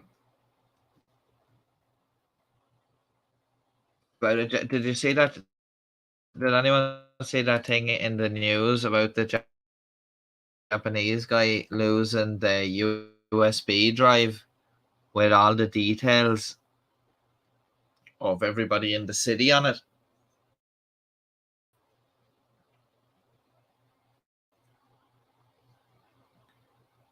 I was trying to find that on the news there. Yeah, yeah. I just seen that the other day. I just thought that was mad. And Dave saying there's a Swedish company that are making wind turbines for homes. That's it. I must actually look that up, because that's something I thought about it a couple of times, because I see some farmers sometimes have so that's interesting. Japanese guy, he lost the details. I think it was something like of Amagasaki, northwest of Osaka. He was drinking in a local restaurant, it says, before eventually passing out on the street. Where he eventually came to, he realized they bought his bag, and the things after jumping on me there. When he realized bought his bag and a memory stick were missing. That's just shocking. Can you imagine going out for a few drinks, a few quiet drinks, and losing the data for the whole city? I just don't understand how he managed to do that. Why would you even be carrying that with you? Go home first. Yeah, that's the sad thing, Dave. Like, because I've noticed that a lot. I think that's a kind of a cultural thing in Japan over there. I've seen a lot of that, and I don't really want to say the word, but you know what you know what I mean, because YouTube don't really like that. But um, yeah, a lot of people in Japan, there's a whole shame thing. It's kind of like they're shamed when they do bad at work or in their career. It's a whole shame thing. It's like they've brought shame on themselves or something. Like over here, like people make a mistake like that, and obviously they get in trouble for it or whatever, but they move on. But yeah. And thanks very much for the $10, Joe. It's really very much appreciated. It was good to see you here, and I hope to see you again soon.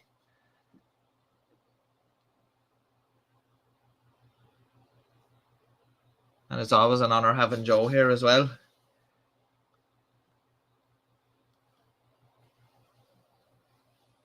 But yeah, that's what I was saying about in Japan as well. I think it's a whole thing over there with the way the culture is, and it's kind of sad as well.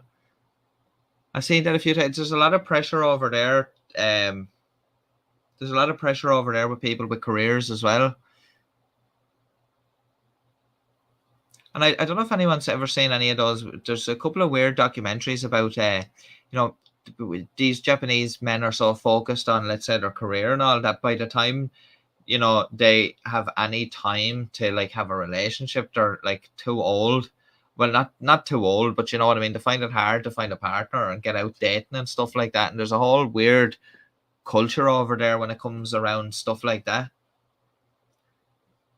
You know, so it's really weird how things are so different. You know, there's a different work ethic and stuff like that.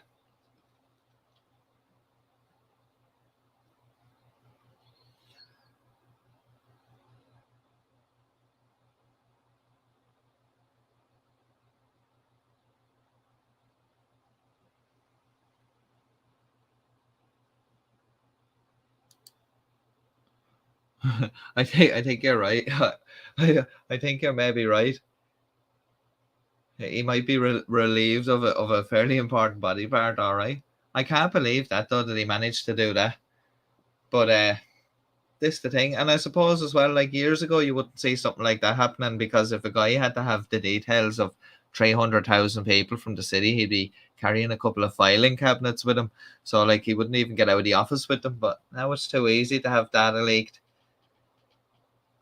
I suppose we've seen that a lot with like a lot of these big companies. A lot of these big companies having data leaks and then people's personal information. I actually seen on Twitter there was a guy that I went to school with, and I haven't seen him in years, but he was actually posting this evening that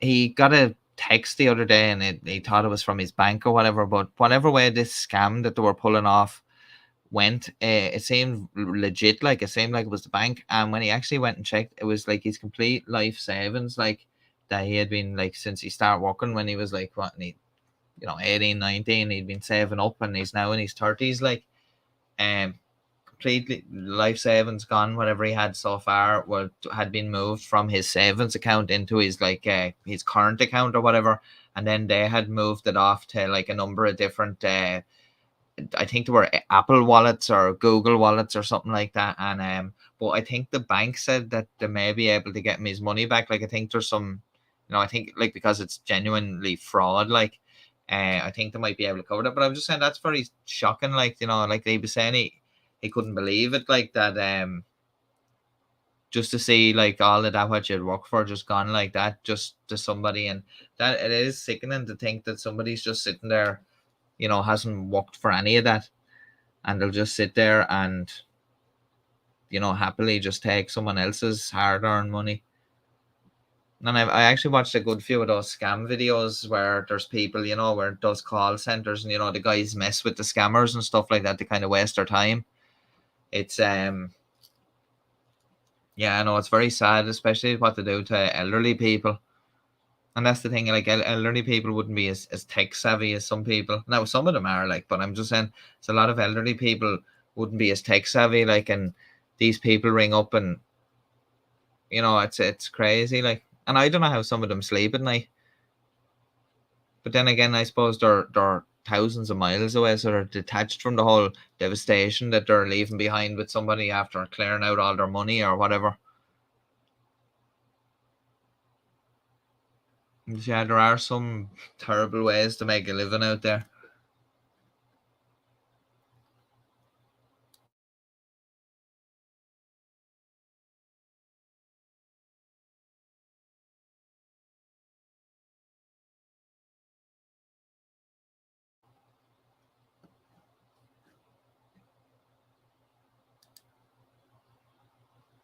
I'm hoping now in the next couple of days, well, like hopefully tomorrow I'll have it finished by a new video for the channel. And then after that, I'll have another frauder compilation coming. There's a couple of things there. I might even, that video that I was going to show tonight, the one I was saying about here in Ireland, there was one involving the guards and this guy that was out during the lockdown, videoing on his mobile phone, and he was saying that this was an essential service he was providing. Well, I might actually add that into the frauder compilation since I couldn't get it up here tonight, so I might actually do that. Put that in. I have another couple of clips as well to put into that one. One that I actually didn't get to put into the last compilation. I'll put it into the next one. And then I'm trying to see, like, I have a few other things coming up. Yeah,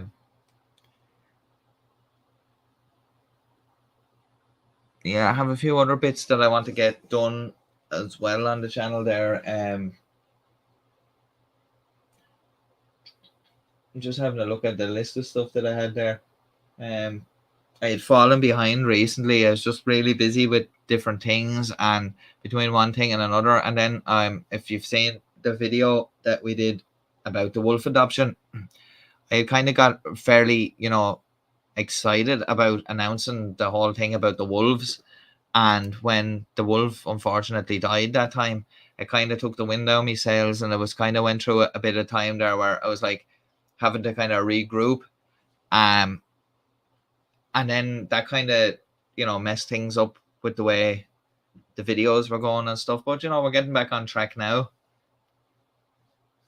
And, yeah, I'm hoping to do more live streams.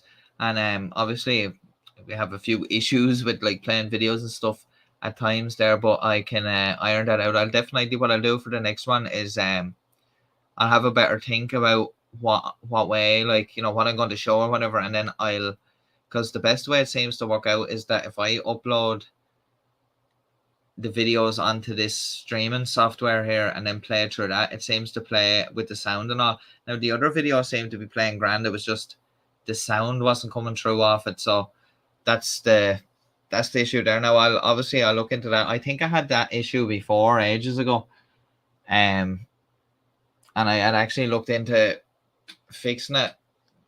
I think I had to download an extension for the browser to make sure that the sound was coming over. Well, I don't know, maybe that's just turned off or I need to update it, but I will look into that for the next stream. And if I can't get that ironed out, what I will do is I'll get the videos uploaded to this, and I'll do it because when I play them from my computer, they seem to be a bit jumpy, so I might be able to put it into this and work something out. And they're saying that, yeah, saw that was sad, but sounds like you need someone with a big stick to stand over you. And I do agree with you at times. I think I do.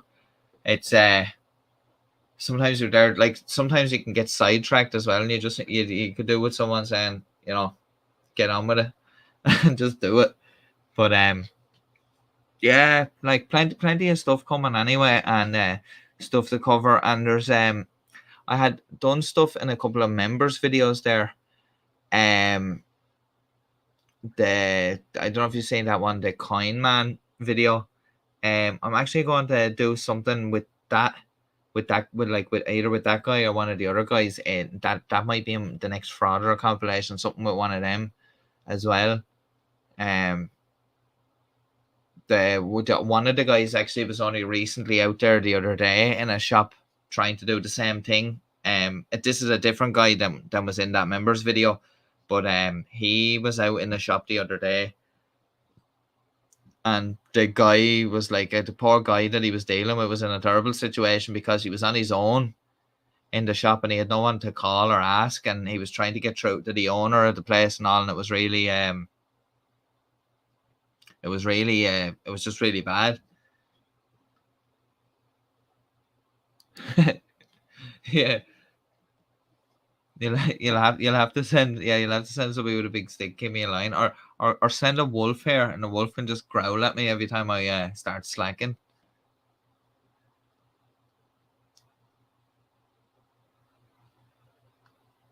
Yeah, but I don't know if you were were you watching the stream earlier on Irish Demon's channel with Chili, your man Chili there. He was out driving, like, and he just got out of the car randomly and started like abusing this cop on the side of the road. It was crazy. Like he just like lost his mind or something like that. I thought it was crazy. Some police officer was just pulled in on the side of the road, obviously watching the traffic or looking for people that were speeding or something like that. And he just seen them, and like I think he turned around, went back, and got out after the cop and started telling him that, he shouldn't be there intimidating people and stuff like that. Like really having to go. Like the cop wasn't having any of it. He just kind of was telling him to go away, like, and stuff like that. But it was really unhinged, like.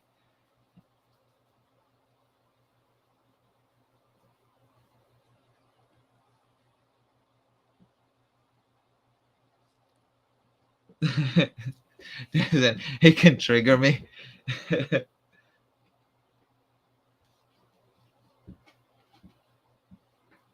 Yeah, no, I was watching a bit today that I was doing a bit of work here, and then the stream came up, and I was like, what's going on? And then I seen that the other guy was live, and I just couldn't believe that your man was, I don't know, he's going to end up getting himself hurt or something like that sometime if he's going to hop out like that on officers. You know what I mean?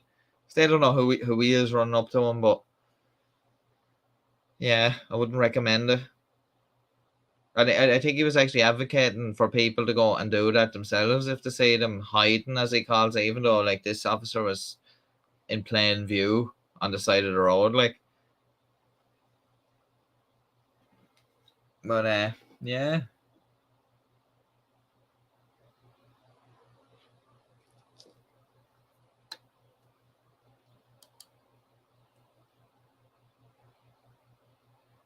Yeah, just I tell you something. I was I was doing I think it was around this time last year. There was we were doing a lot of frauder compilations that were coming out, like not every couple of days, but every couple of weeks, like there'd be a new frauder compilation, and it does kind of wear on you after a while when you're covering the same thing for a while. Do you know what I mean? Like that, especially with with some of them, the way they go on and stuff like that. But yeah, no, I know what you mean. It can be frustrating, especially now as well. Like I don't really see much from some of the guys that were like the main guys back in the day. Like a lot of them are gone quiet now.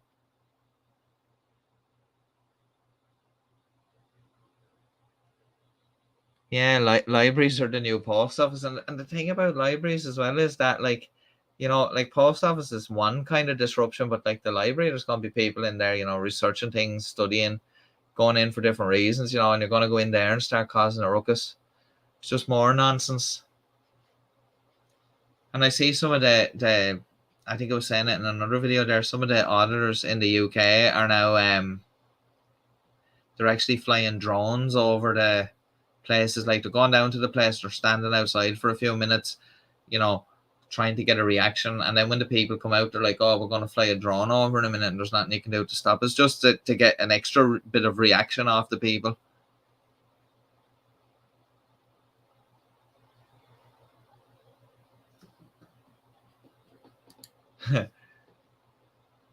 Yeah, I can imagine being somewhere and yelling, and everyone's like, what is he yelling at? To be honest, I sometimes walking alone is probably the best, probably best at times.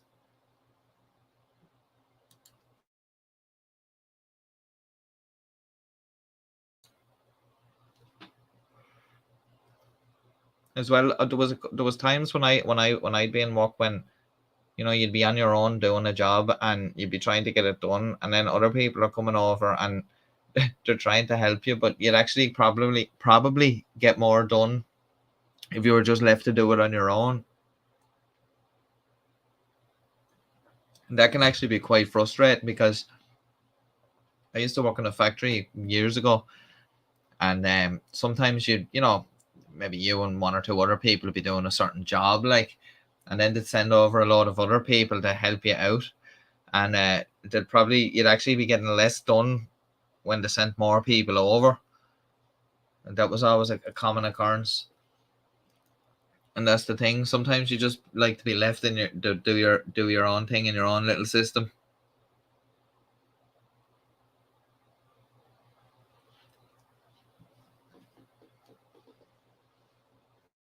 Yeah, tech is great, but yeah, that's the thing. There's obviously pros and cons. Obviously, like I do think like technology has probably, if you really think about it, it probably has helped us. Well, it obviously has helped us more than that, but obviously some people choose to use it in ways that are annoying to others or whatever, especially like people online, with people harassing people online, stuff like that, scams like that, like I was talking about, the guy getting all his money stolen on him. So yeah, that's the thing as well. Like I often wonder, are we getting too reliant on some technology now? Obviously not all technology, but I'm saying on some technology for certain things. Like I often think now, with the move to a lot of, like, just all this talk of going cashless all the time. Just, if we do end up in a cashless situation and everybody's just using cards, what happens when the card machines go down, you know, like there's internet problems, there's power problems and stuff like that. Like I often think of stuff like that, what happens in those situations.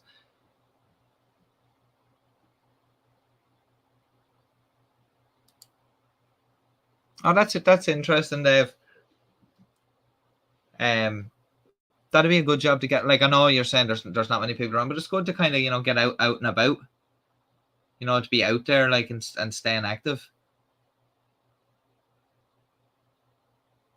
You know, 'cause that's something I had often thought. Like, and I know it might sound a bit hypocritical now because I'm sitting sitting here in front of a computer, but I never seen myself as somebody that would, you know, sit in an office in front of a computer all day. Like, I don't know. I just never had a kind of a draw to anything like that. I always I'd rather be doing something that I'm you know, things are varied. Like, you know, like if you're working in like shops, factories, or you're out and about like yourself, like where you're able to go out and you're seeing different places, and at times you're meeting different people or whatever. Like it's more interesting, like, at times. But I suppose when you take jobs that you're working outdoors, sometimes you'd probably rather be sitting in at a computer than working outdoors, especially in bad weather. But I suppose you take the good with the bad at the same time.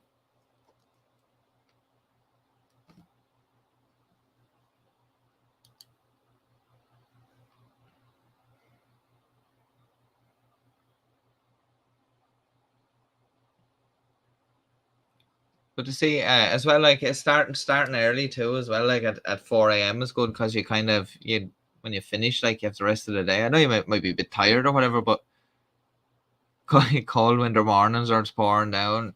Yeah, that's what I was kind of thinking of.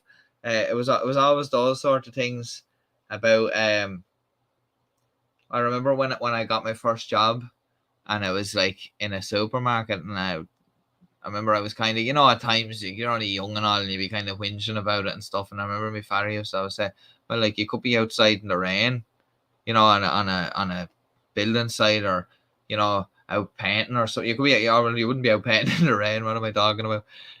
You could be out, you know, you could be a job outside in the elements, like, so, you know, just be thankful, you know, that you're inside in the heat." Like he was kind of saying.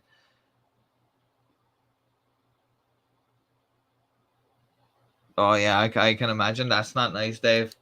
Oh, the rain dripping down the inside of the jacket and all. That's the thing I've always wondered as well, like how when it's pouring rain, how the postmen don't get the letters soaking wet. Like I have a letterbox on the outside of the wall. It's not inset into the door. It's on the outside, and it's in a bad position that we didn't really think of when we put it there. But when it rains heavy sometimes and there's letters in it, they can get a bit wet. And if you leave them in it for an extended period of time, they get completely saturated. So you have to kind of, if it's raining, you're like, oh, I better check the letterbox out there. But that's the thing I find with those sort of letterboxes. There was a thing that I don't know if this is just a thing, it probably goes on all over the place, but you know, with people at Halloween years ago, it was a thing where people used to like shove things through people's letterboxes and stuff like that. So it was always a thing where I always thought people were getting those letterboxes outside, you know, for that. It's as well, it's a whole draft thing too, you know, with having a hole in your door and stuff like that. Oh, I see what you mean, Dave. So yeah, it's kind of like the mailboxes are all outside, and that, but I suppose that's actually handy. You don't actually have to go into the gardens and stuff like that. So you could drive around, yeah. And I know what you mean by the wet arm, because you're putting the arm out the window. I don't actually. That's not too bad. Yeah, but I know what you mean. I know what you mean. That's interesting. And I presume, like, would you have a big route to cover? You know what I mean? To kind of to drive around.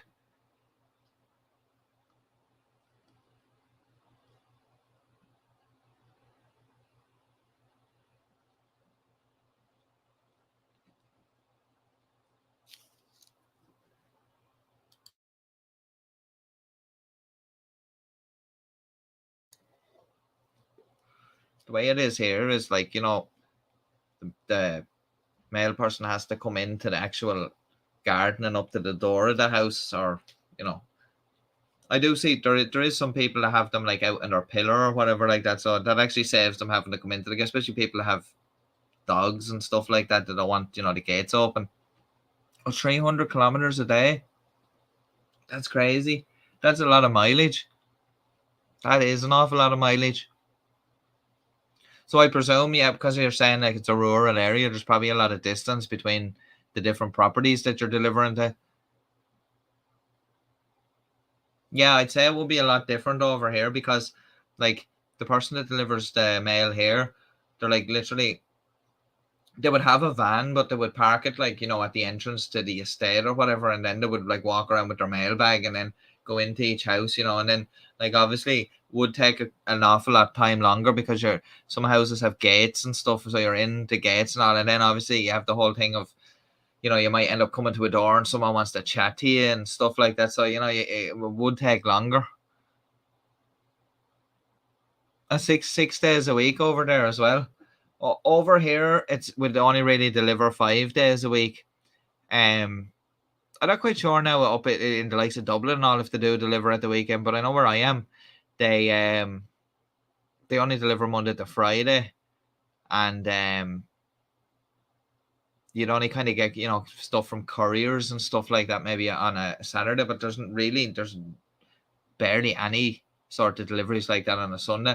Now maybe coming up to Christmas you might have some extra days where to be delivering maybe on a Saturday and stuff like that, but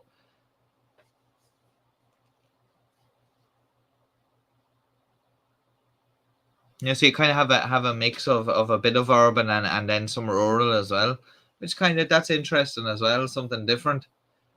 And I presume, I suppose, that you can go from the extremes of it being, you know, with the bad cold winter mornings to absolutely hot in the summer. But I suppose if I had to take being cold and wet or, you know, warm and hot, I'd prefer the warm, I suppose.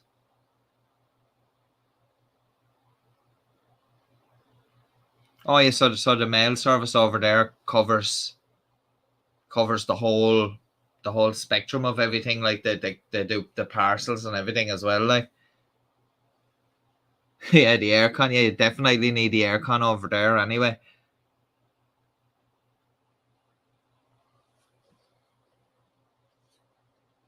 Yeah, that's the thing, like.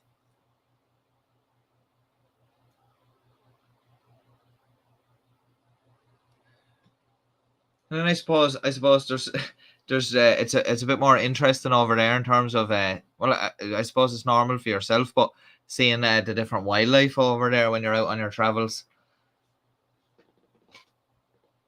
You know, they wouldn't really see a lot here going around, only a few cats and people's dogs.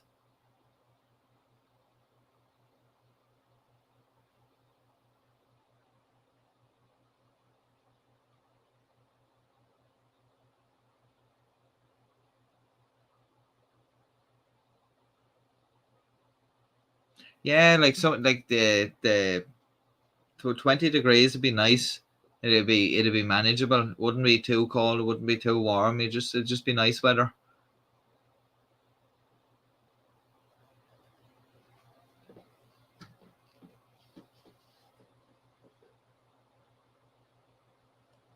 And nothing too exotic. Mostly just kind of domestic pets.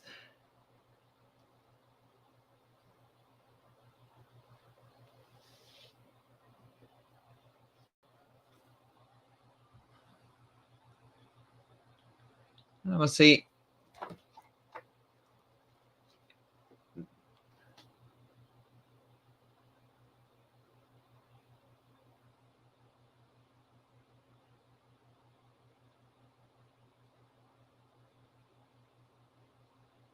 That's actually nice, Dave, with the dogs. You see that's, and see sometimes as well. I think that sometimes you'd prefer to see the dogs than the people that own them.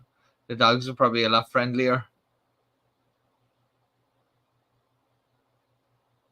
Yeah, dogs are great like that, especially, and they really get clever and they get to know that you know, like you're coming with the treats and stuff like that. Like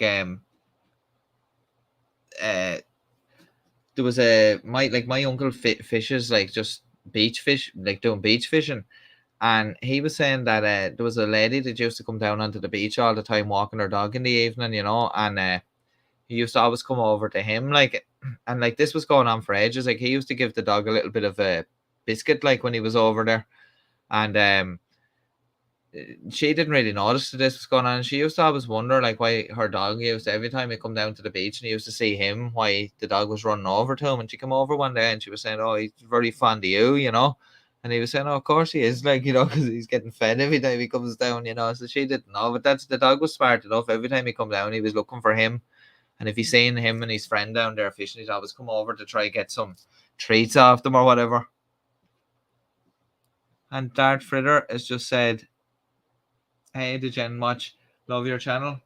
Thanks very much. And thanks very much for watching as well." Not a lot going on here tonight, just a bit of chat. We were trying to look at some videos earlier, but we had a bit of I don't know if you were watching back then, but we had a bit of a disaster with the sound, so we were just chatting for a bit there.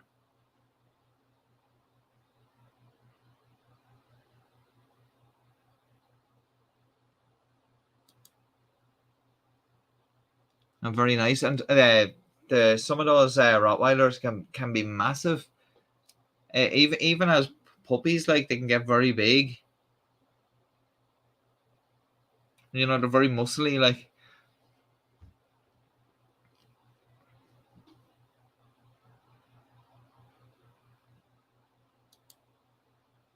Yeah, I think you might have. It was a good while ago. It's kind of more so at the start. It was just a clip at the start about guy from New York. I don't know if you've seen it in the news. The guy that got shot in the McDonald's over cold fries was like the video we did the other day. And he actually died after. We just had the clip at the start. It's just I came across that after I did the other video, and I thought, there's another thing to do with cold fries again.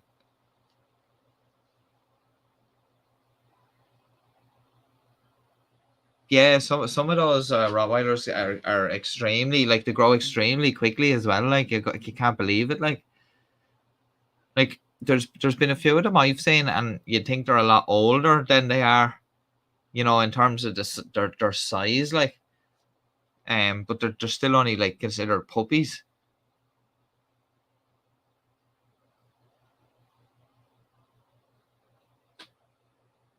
But yeah, as well, and I noticed that too with some dogs, like like Rottweilers and stuff like that. A lot of people have a negative view of them, like, you know what I mean. And see, that's the thing. It's like what I say with everything. Like, you can't tar every dog with the one brush, if you know what I mean. It's like what we say with the cops. Not every cop's bad. Not every person in whatever is bad. Like, you get bad people and good people. It's the same with animals, I suppose. They're all different.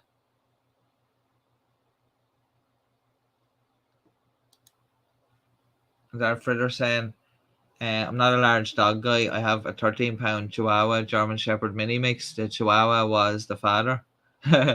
Very good. Yeah, like the dog I have is a miniature Yorkshire Terrier, so he's very small. But they think obviously think that they're much bigger than they are. Like, you know what I mean? Loves barking at noise, any noise. So a good guard dog in that sense, although wouldn't put up much of a fight, probably nip at your legs if you tried to come into the house, but definitely would alert other people in the premises that there's someone coming in.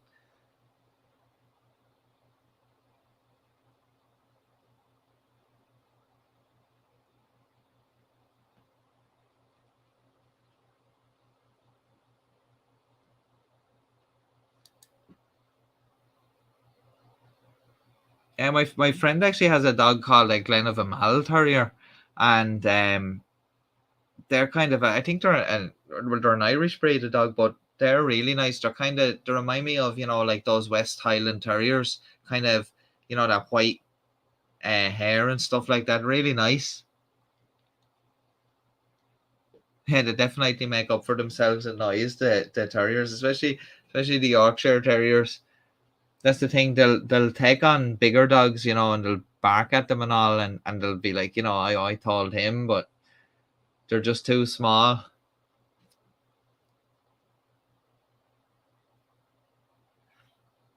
Yeah, they're very he said Darth Vader said that the terriers are super smart too, just like a Jack Russell. Yeah, they are. They're very cute in terms of they know, you know, do you know what I mean? They're very clued into what's going on. Like it's crazy. Like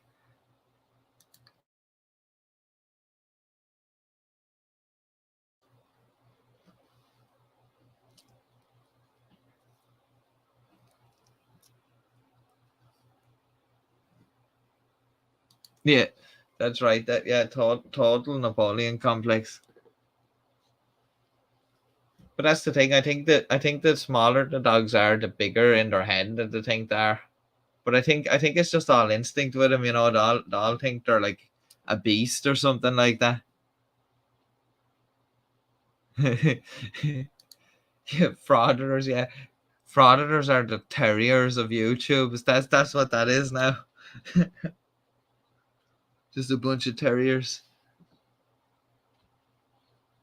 That's it though. It's a lot of yapping, a lot of making noise, and then they get sent away.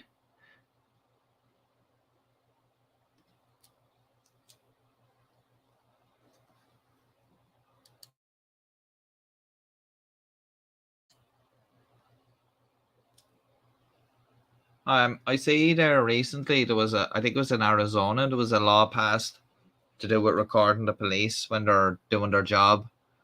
And I can see a lot of places starting to adopt similar things like that with all these frauditors going around wasting time.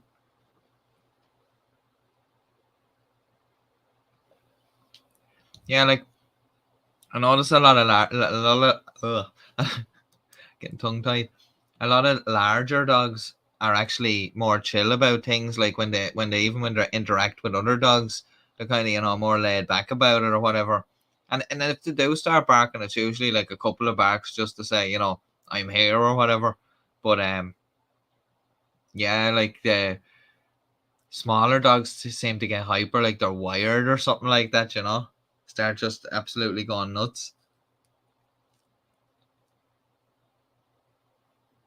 Do you know what's a weird thing? Have you ever heard cats outside at nighttime, like before they go to have a fight with each other, and they're like making noises? It sounds like somebody's being killed outside. Because like I've often heard it, like, and before you realize it's a cat, because you hear this like scream, you think it's a scream anyway. And you're like, is that somebody like in trouble out there? Like you look out and you're kind of trying to figure out what's going on, and then you can hear it again. Then you look over and there's like two cats staring each other down across the road, and then nothing ever happens. Like you're sitting there waiting for the fight to happen, you know, for them to like, you're waiting to see what happens. Like, and it ends up that you know, they end up, someone backs down and walks away and end up walking the other way. I've never actually seen two cats fighting on the street.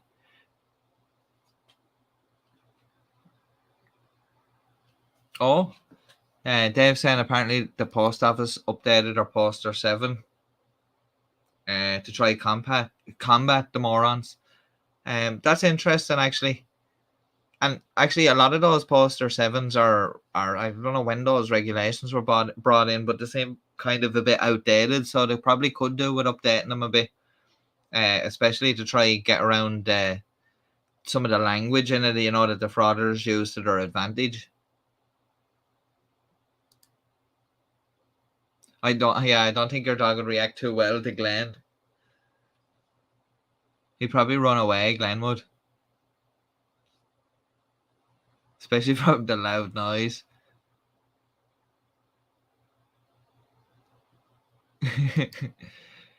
And actually, what I haven't seen him doing anything lately. Well, I haven't actually went looking as such, but nothing's popped up of late of him. I see there's a lot of people are covering the guy Chili, um he seems to be the main thing that's going on at the moment.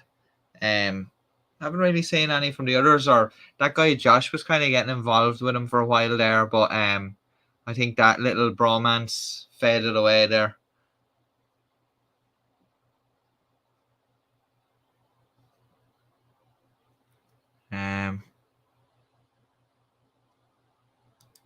My dad's actually listening at work. He's just vacuuming. Very good. I hope you're having a good day at work there.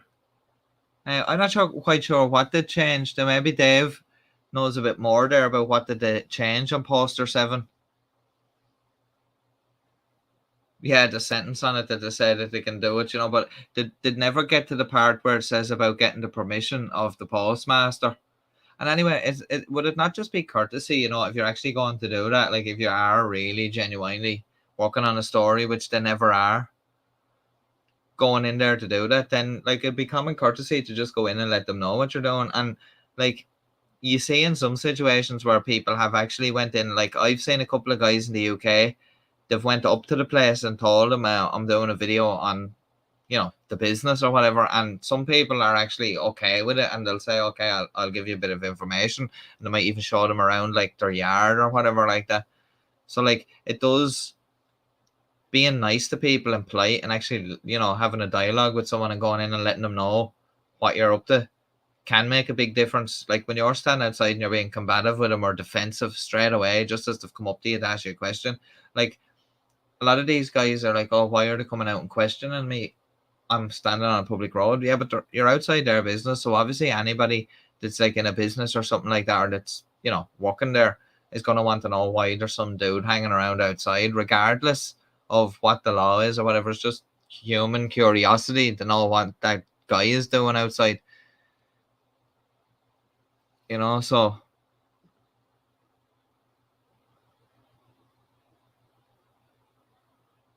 yeah. See that thing when he said Dave saying there, I think due to Glenn's court cases, he's had to stop for the time being. And yeah, maybe so.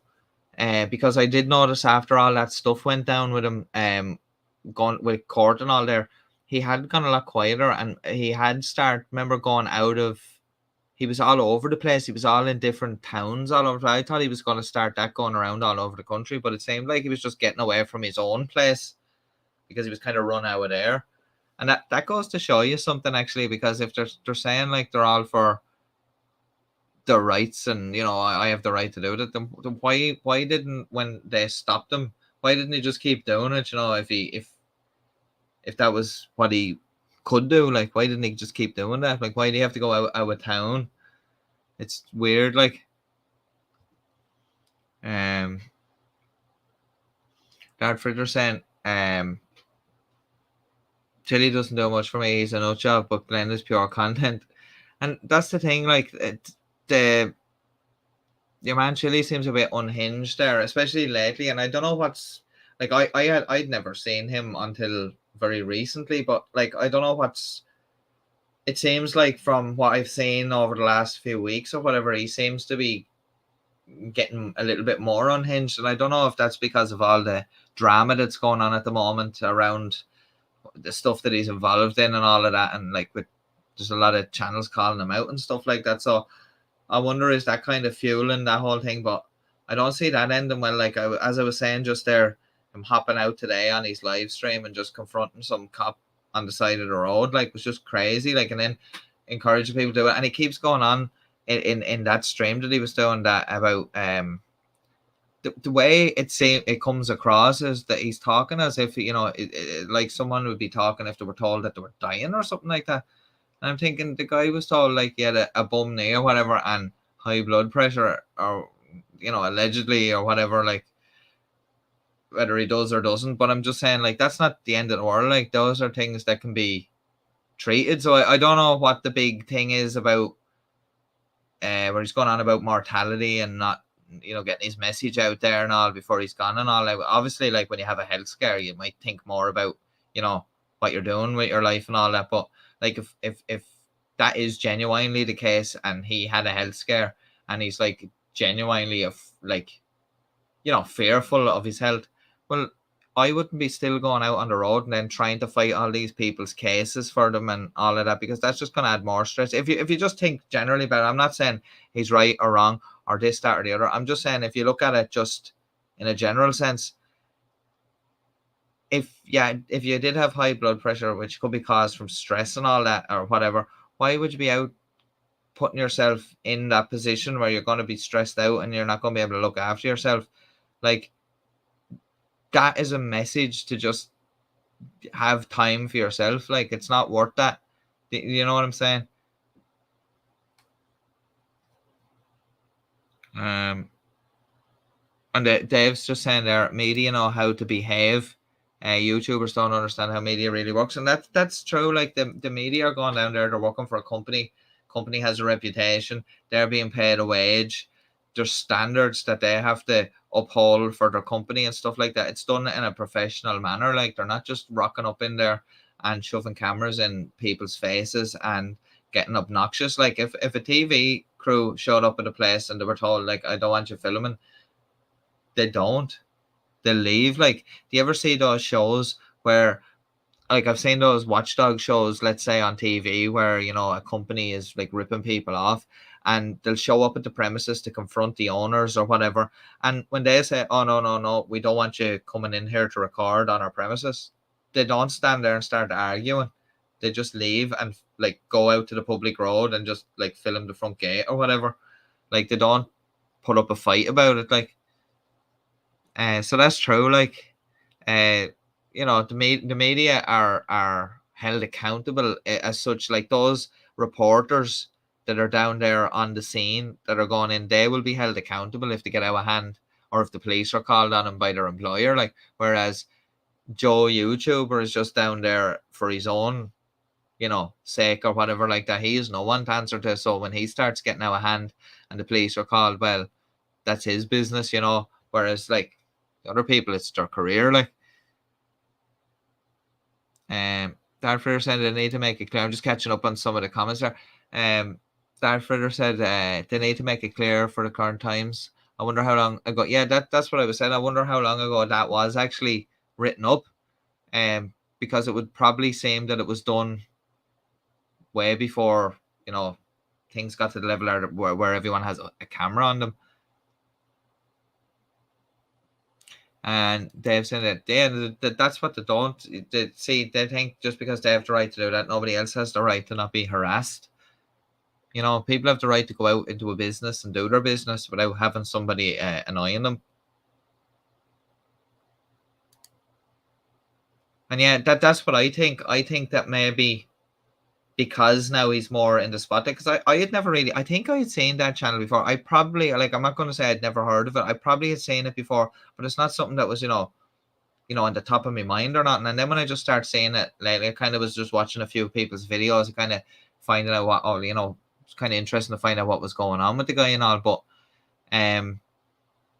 I think so that's what's going on. Like, you know, it's maybe all the exposure, it's all the stuff and all, and then it's trying to, you know, fight all these people's battles for them. Like, you can't do that. If you, the only way, like, that you're going to be able to fight other people's battles for them is if your battle is fought, if you know what I mean. If you're in a right place in your life where you're, you know, financially stable, you have, you know, you know, a whole, you know, a house.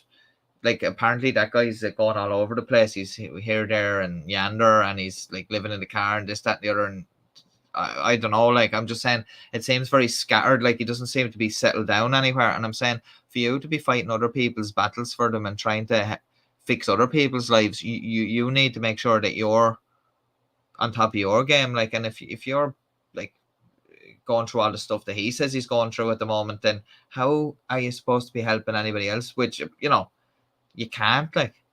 So it just doesn't make any sense. Yeah, and like Dave said, same thing there. If you had high blood pressure, why would you be doing things to make you aggravate it? And that's the thing. If you had high blood pressure, going out in your car and confronting police officers on the side of the road isn't good. Sitting on a live stream and arguing with people isn't good, or getting really worked up about a particular thing is not good for you. Like, you shouldn't be doing that. So if that is really the case, then you should be taking a break from all of that. And regardless whether he says, oh well, I'm doing it for the greater good, the cause, the end goal, it doesn't matter, because if regardless what he's trying to do, if you're not in good health and all, you can't do nothing. So like, it just makes no sense.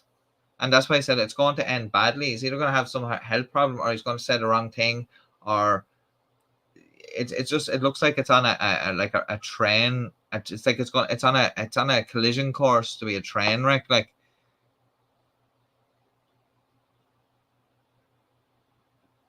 yeah, no people skills. See, that's the thing.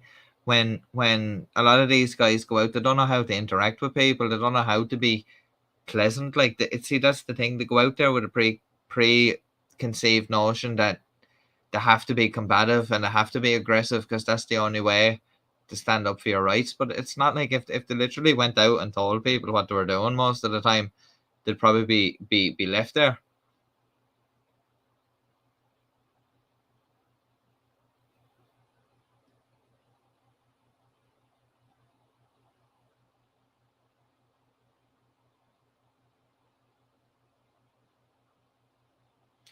Dave just said, was that just about the comment about the high blood pressure there?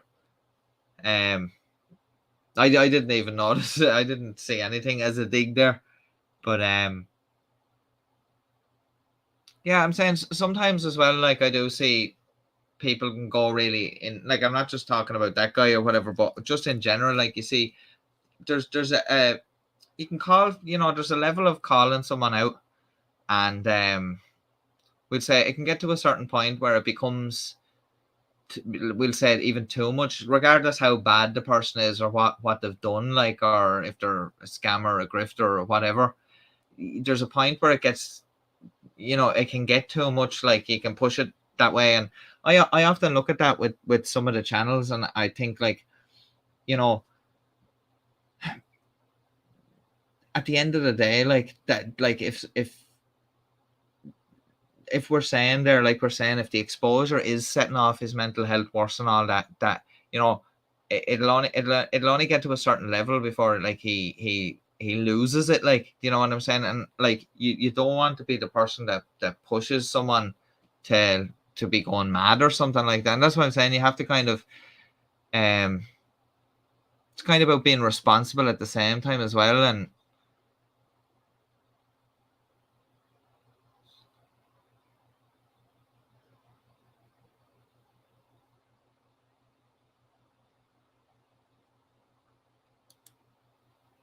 see that thing that Dave's just saying there about how he's kicked out of his folks' home, and that might actually play into the fact that, remember that video that was just shown the other day on some of the channels there about him arguing with that old dude, which was bad. Like, obviously, like, he shouldn't have been kind of arguing with the guy like that and stuff, but maybe they kind of got fed up with that, because obviously if it's causing friction with the neighbors and being there and saying stuff and whatever and getting into rows with the neighbors, then obviously they mightn't want him there. So I'd well believe that maybe he was kicked out, and that's probably why he's kind of traveling around. It is kind of sad to see, like, and I just think that the whole crusade that he's on is going to be fruitless in the end, and it's why are you putting yourself through that? Like, you're wasting so much time, and you're putting your health in jeopardy. Like,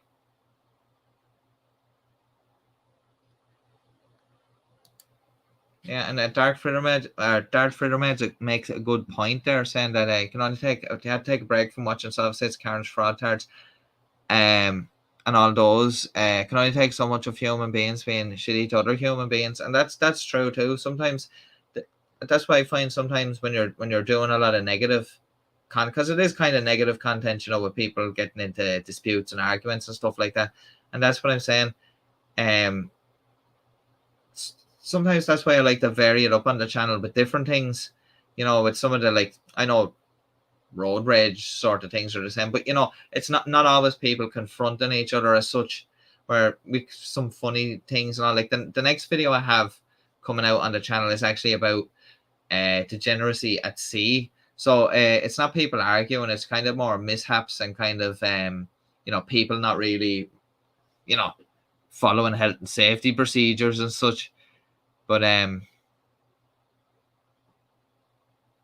oh yeah, I see that now, Dave. I'm just really behind I'm just going down through the comments. I'm really slow here. But no, I see that. No, I was saying it was a comment about YouTubers need to learn how to. No, but I agree with you there. Like there is things, and I'm not talking about anyone in particular when I say this, but I'm just saying that, as I was just saying a minute ago, there is a level that you can get to where it becomes too much. And I often think when I see like channels going in on one particular channel, I often think, like, when you think of like YouTube as a website and their terms of service and stuff like that, like you can criticize somebody and you can have a difference of opinion, and you can call out somebody for something they're doing that's wrong, or their behavior or whatever. But I think sometimes when it comes to like really personal attacks, and when you're really getting into a person's life and stuff like that, it can get a bit like, I often fear like that with certain things like that. I'd be afraid of YouTube coming down hard on that and not seeing it as criticism or a bit of fun or a bit of a laugh or something like. So that's the thing I do look at sometimes. So sometimes on the channel here, when I be covering stuff, like I've always tried to stay away from like personal stuff in terms of like shaming people for like like I'm trying to think of a good example, but I try to keep it as respectful as possible in terms of only calling out the behavior as such, and maybe some of what the person's about or whatever, but not so much their circumstances or whatever. Like I wouldn't as much slag off like a frauditor because of the car that they're driving, but perhaps their car probably is more expensive than my car, like, you know what I mean? So I wouldn't get any things. But when they're being rude to other people, or they're not having courtesy or respect or stuff like that, yeah, call that stuff out and all like that, because that's the stuff that really matters, because they're out there, upsetting other people, or, that's why things are going down the drain, because there's a lot of people out there acting like that. And, calling that out is a good thing, but, there's no need to get super duper personal, like. But,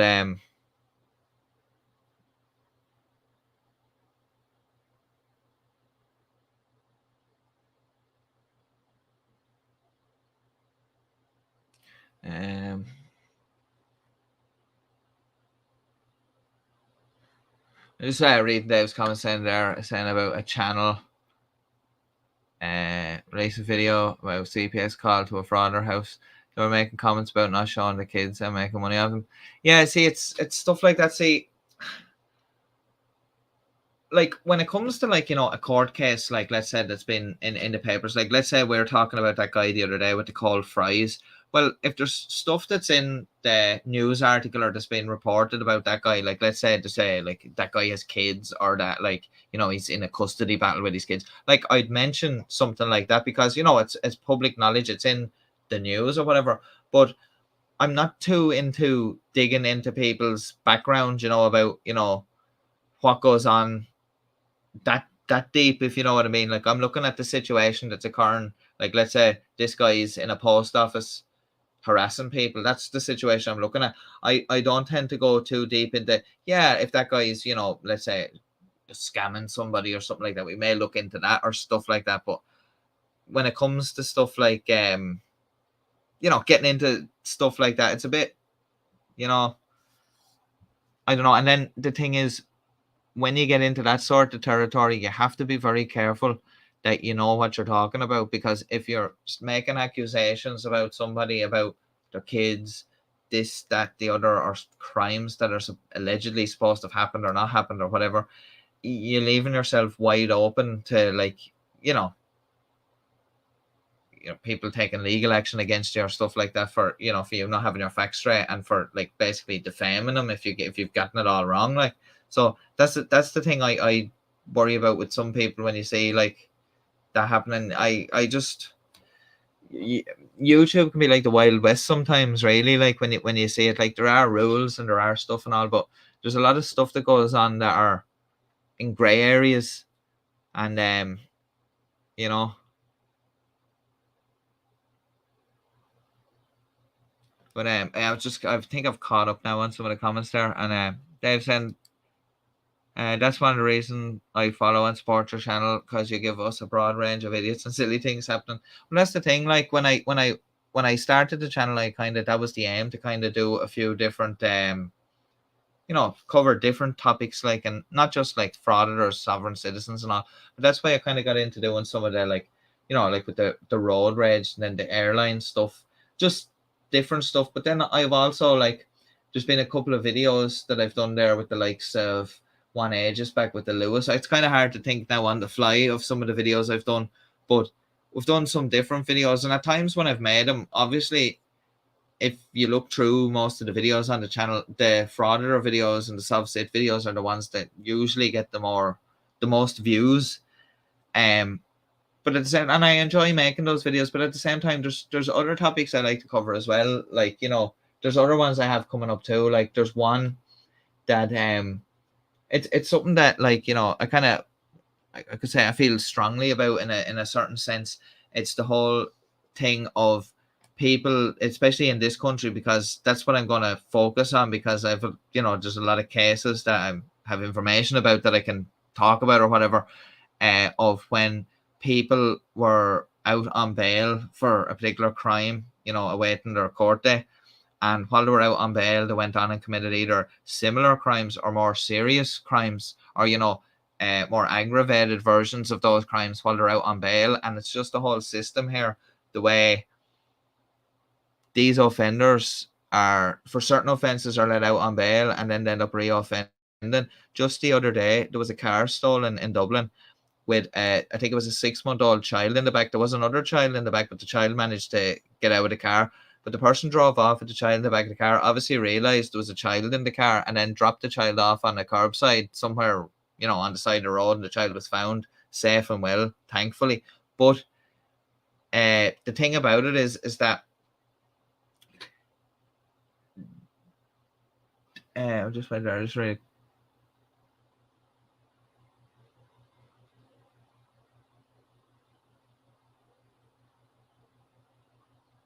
Just a second there. I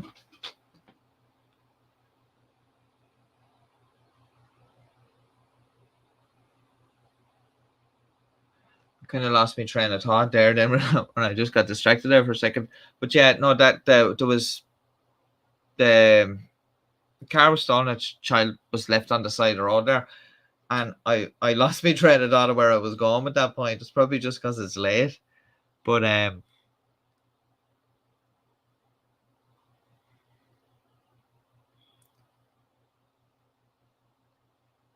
yeah, it'll probably come back to me. I'm sorry about that. I was on a bit of a tangent there, and I just got something shiny, and I got distracted there. But it'll come back to me. But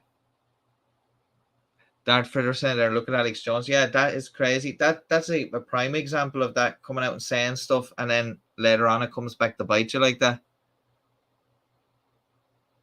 Yeah, Dave, I don't know what it was there. I got something flicked up on the top of the screen here on it's like the other tab, one of the tabs I had open refreshed or something, and I was like, what's going on there? And then I completely lost where I was going with that story. Probably the coffee. I know there's still some left in it. Okay, I have one of those travel cups that keeps it warm. Otherwise, it would have probably been cold by now.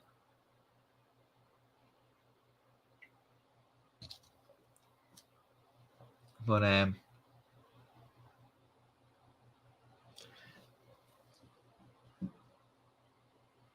yeah, but the thing I'm saying is that yeah, you can really see things,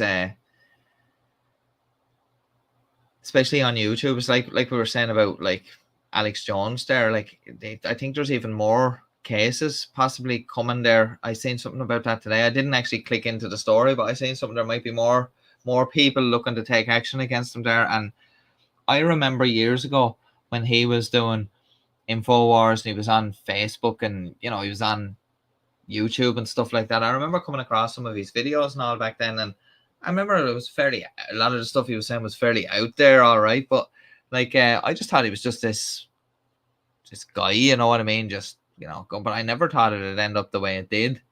Like he really did lose his mind there, it seems, for a while. Yeah, crazy though. And like he had that channel that he had going for years. I remember it was there for years, and then, you know, it's amazing how quickly things can change, and that's why I'm saying, especially with YouTube, like, because you always have to remember, like, it's their house at the end of the day, if you know what I mean. And if they don't want certain things on it, or they, you know, they don't like what's happening, like it's nothing to them to just get rid of a channel off YouTube or whatever. Like,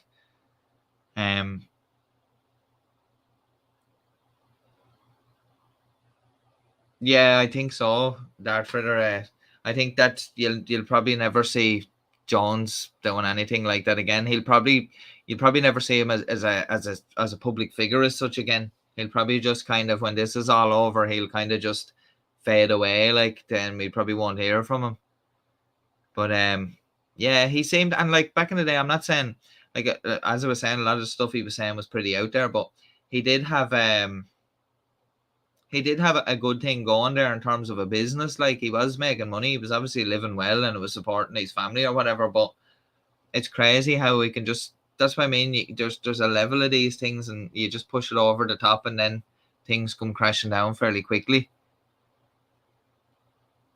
And saying there with social media, and nothing's ever private, and that's true. I that's something I've never understood with people, how they so readily give up so much information, so much personal information, and not just, you know, where they're living and all. Like it's literally with some social media, it's a daily. People are putting up what they're doing daily, hourly, sometimes, and it's just crazy. Like the people have so much information. I only seen a thing there the other day where people are saying, all these security questions you have for, you know, passwords for your bank and stuff like that. There's a lot of these surveys, you know, and these little questionnaires on Facebook going around on, you know, on social media, on Facebook and all that, where, you know, oh, fill in your, you know, your first pet, you know, name your first pet, name your first girlfriend, name the first book you ever read, and all of this stuff. And, you know, you type in all these, but there's scammers. That's a goldmine for scammers, because they're obviously, oh, your first pet's name, your mother's maiden name, you know, and then they're able to go in and use, you know, get your security questions. Like, they're even talking about stuff like that.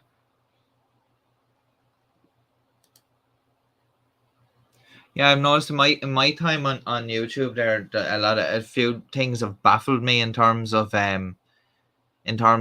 you know, the way decisions go and the rules as such. Like, the rules, literally, like, the rules on YouTube are changing like there's literally a monthly policy update I get every month, saying, you know, new stuff that's changed or whatever. It is hard to keep up with things. And like, I remember when I first started the channel, I was very naive in terms of what you could do. And I remember, I think the first video I ever uploaded on this channel had a copyright strike immediately from I think it was Universal Music Group or Warner Music or something. It was to do with I had used a Limp Bizkit song in the intro, you know, but I didn't have a clue back then. I was just like, oh yeah, because, you know, you're looking at other videos, you're not really paying attention. And then when I start putting up the videos, and, you know, you're throwing up stuff, like, you kind of get to know after a while, you know, what's, you know, you can't just throw up somebody's song and use it or something like that. But it's just, what I'm saying is that you kind of learn pretty fast what goes and what doesn't go, especially in terms of when it comes to, like, you know, running advertisements on videos and stuff like that. You know, it's kind of, it's one thing being, you know, putting up videos on a channel that's not monetized or whatever. You know, I presume, like, they'll obviously enforce the rules, but I don't think they'll be looking as closely. But I always think channels that they're running ads on and stuff like that, they'll probably more focus on monitoring more.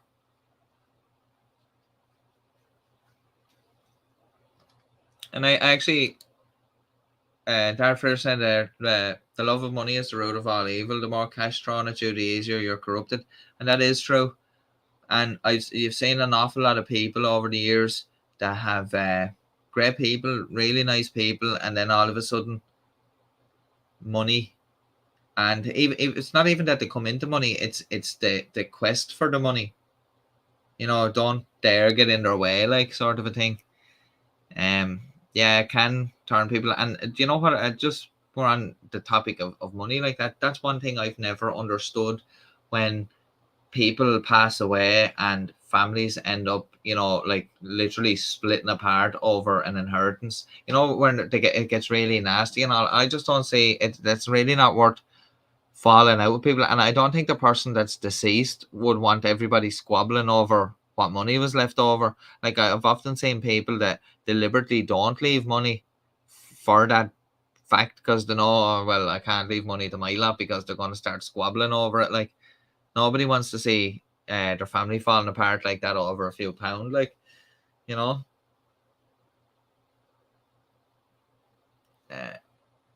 Dave saying with social media, who really cares if you're having a Diet Coke from 7-Eleven? It's nuts what people say. Yeah, it's crazy. Like and the other thing as well is that like people can put up what they want on their own social media, and that's fine and whatever. And if obviously, like to say, if you don't want to see it, you can just unfriend them or block them or, you know, hide the posts or whatever.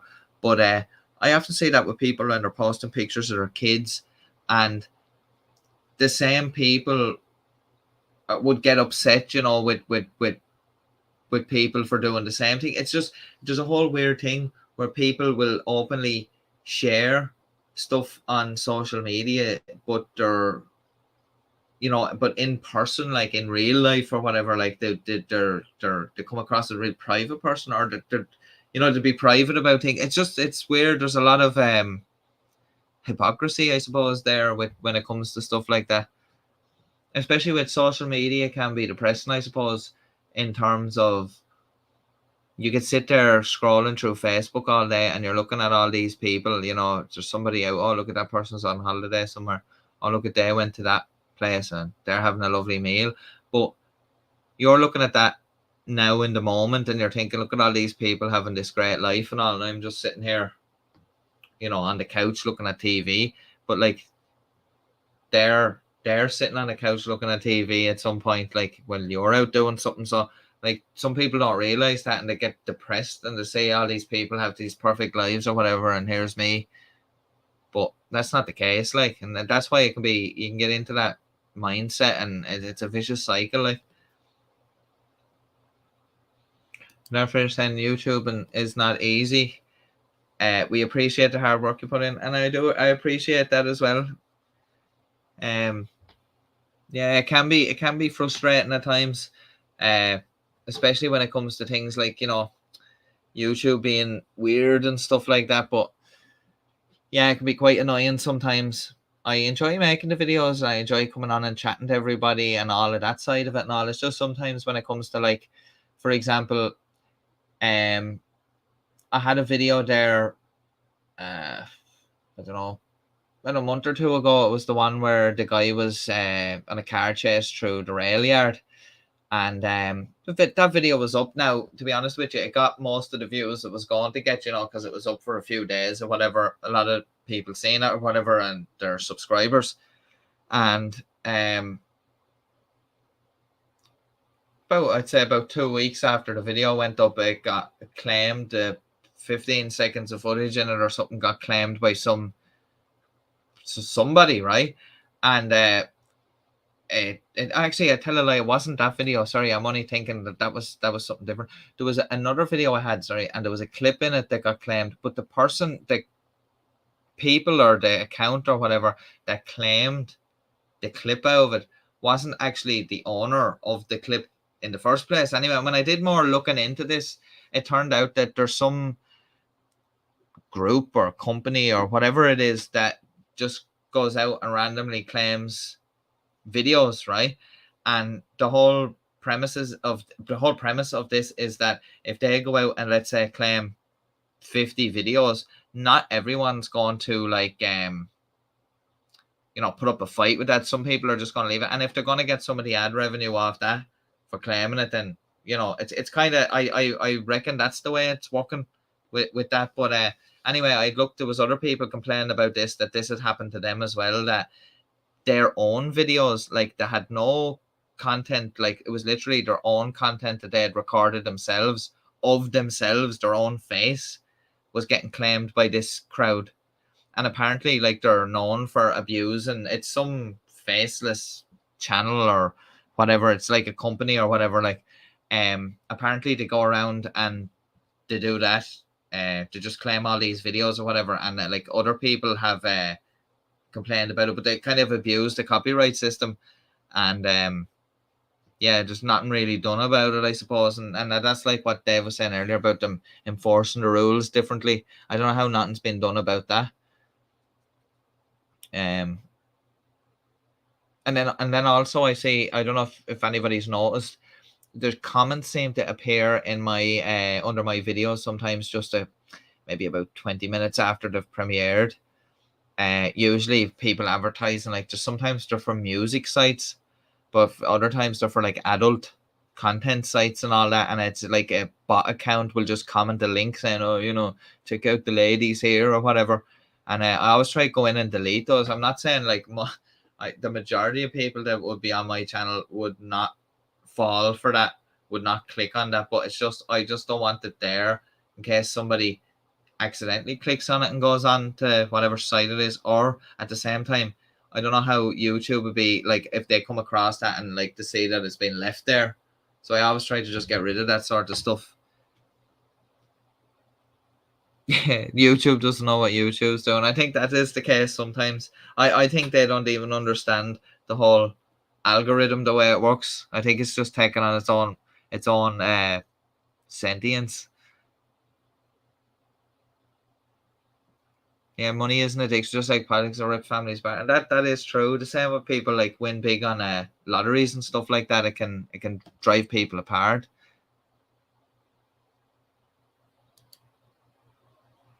Yeah, I've went through times like that as well, where it was a good few years ago where I got bogged down in a lot of stuff, mainly, politics, but groups on Facebook, which kind of, when you look at it, they end up just turned into echo chambers, really. When you look at it, it's just people are angry about one thing, and everybody in the group is angry about the same thing. So when I say I'm angry about this, you say, oh, I'm angry about that too. I agree with you, and we're all on the same side. And it's kind of, that's what ends up happening. And there's people live in these groups, and it gets very depressing. And what I'm saying is, like, remember I was in these groups when it was to do with kind of political stuff and all that, and it gets you depressed because you're looking at all this negative. It's constantly negative stories, negativity all the time, and when you're constantly focusing on that, it does obviously have an effect on you. Like,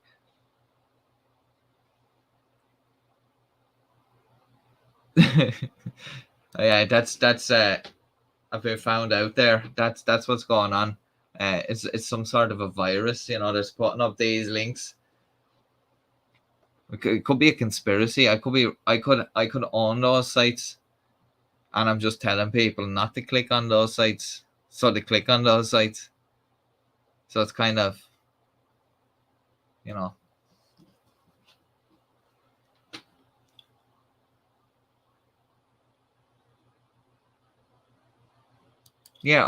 The thing about lottery winners is, I wonder why some of them just go and blow the money.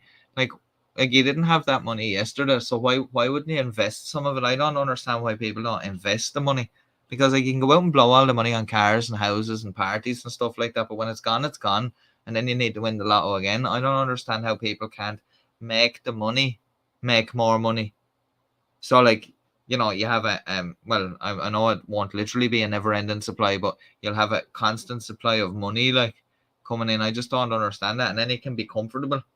I don't see the point of going out and blowing it all. Like the car, if you go and blowing the car will be, depreciating in value. It'll be getting old.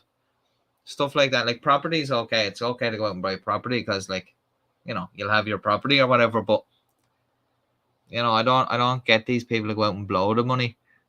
Like you've probably seen loads of those stories in the paper where people win the lotto and they go out and they have these mad parties out in Ibiza and all these places, and then they're like, "Oh, I'm back doing my job," you know, in the local takeaway or something. You know, you'd see that and say like, "Oh, former £10 million lotto winner is back cooking battered sausages." Do you know what I mean, or something like that? And where did it all go wrong? Well, it all went wrong because he went on a bender of a holiday with all his friends, like, you know, and blew the money. Yeah, see, that's the thing.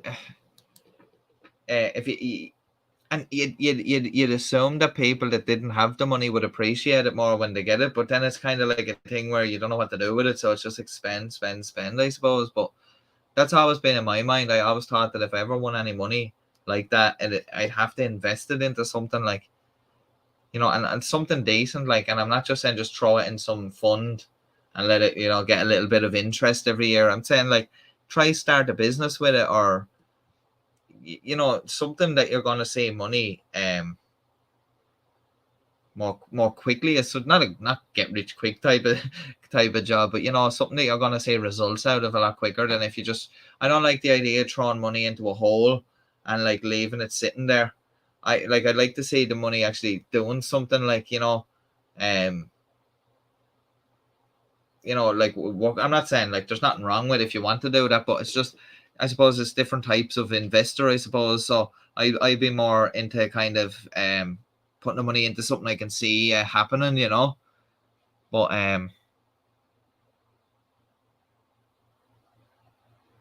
yeah, declaring bankrupt's not good at all. It's Jesus, like it's very hard to get back on your feet after that. Especially if you want to do, especially if you have someone that has been a business person, you know, because like most of these business people that have, you know, are entrepreneurs or whatever, that's all they know. Like, and when they become bankrupt and all this, like they can't get credit, they can't run companies and stuff like that, and like, you know, they have to go back to working for somebody else, and that's a big adjustment for someone that's been running their own show for a while. Like, yeah, something high risk, high reward with a cushion. Yeah, something a bit exciting, but obviously, yeah, make sure you have some money. Oh, no way. Further saying I had to declare bankruptcy. It's not fun at all. I wouldn't say so. Yeah, it's quite nasty, like going through all that. It's hard, and I know people like can. I'm not saying it's impossible to get back on your feet after that, but saying it does take a lot. It's a big thing, like, you know. If you won 50, Dave saying you would be surprised though if you won 50 million. If you invested even half of that, the interest you would earn will be more than most people. And that's actually true, because you just have so much, you'll be getting so much interest. Like putting a couple of $100 in isn't really going to get you much interest. It's going to take many years. But yeah, if you have that much money, I suppose it might be worth it in that instance.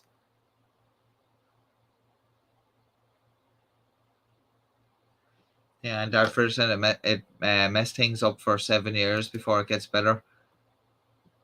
Yeah, that's the thing, you know, and like, but that, to see, that's the thing, and what I'm saying is that many people, when it comes to that sort of a situation as well, you know, they lose their mind, you know, because it's such a stressful situation to go through with stuff like that, especially if you've been in a good position before having to declare bankruptcy. And that's what I mean is that, you know, it's incredibly hard now. So some people, in terms of, you know, it's happened here in Ireland where there's been these people that have, you know, actively went out and gambled as such, and they've had to declare bankruptcy. But that's through their own, let's say,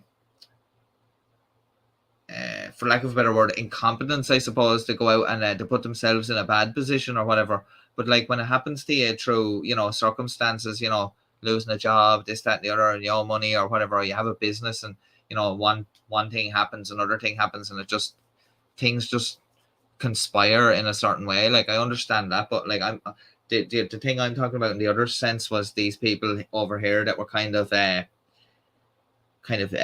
developers and stuff like that, you know, to get into these massive debts, and to have money written off by banks and stuff like that. And these are the people that, you know, were irresponsible, like, you know, and they were the ones that were getting helped and getting a pat in the back, like, you know, which was wrong, like when there was like families that had, you know, lost their family business or whatever, and they had big debts and all, they were having to declare bankruptcy and they were being absolutely ruined. Whereas these other lads had money in other areas, like they had money offshore as such, like they had money in investments in other countries. So when they got declared bankrupt as such, like they had people, you know, around them to support them. Like there was money, there was still money there, like.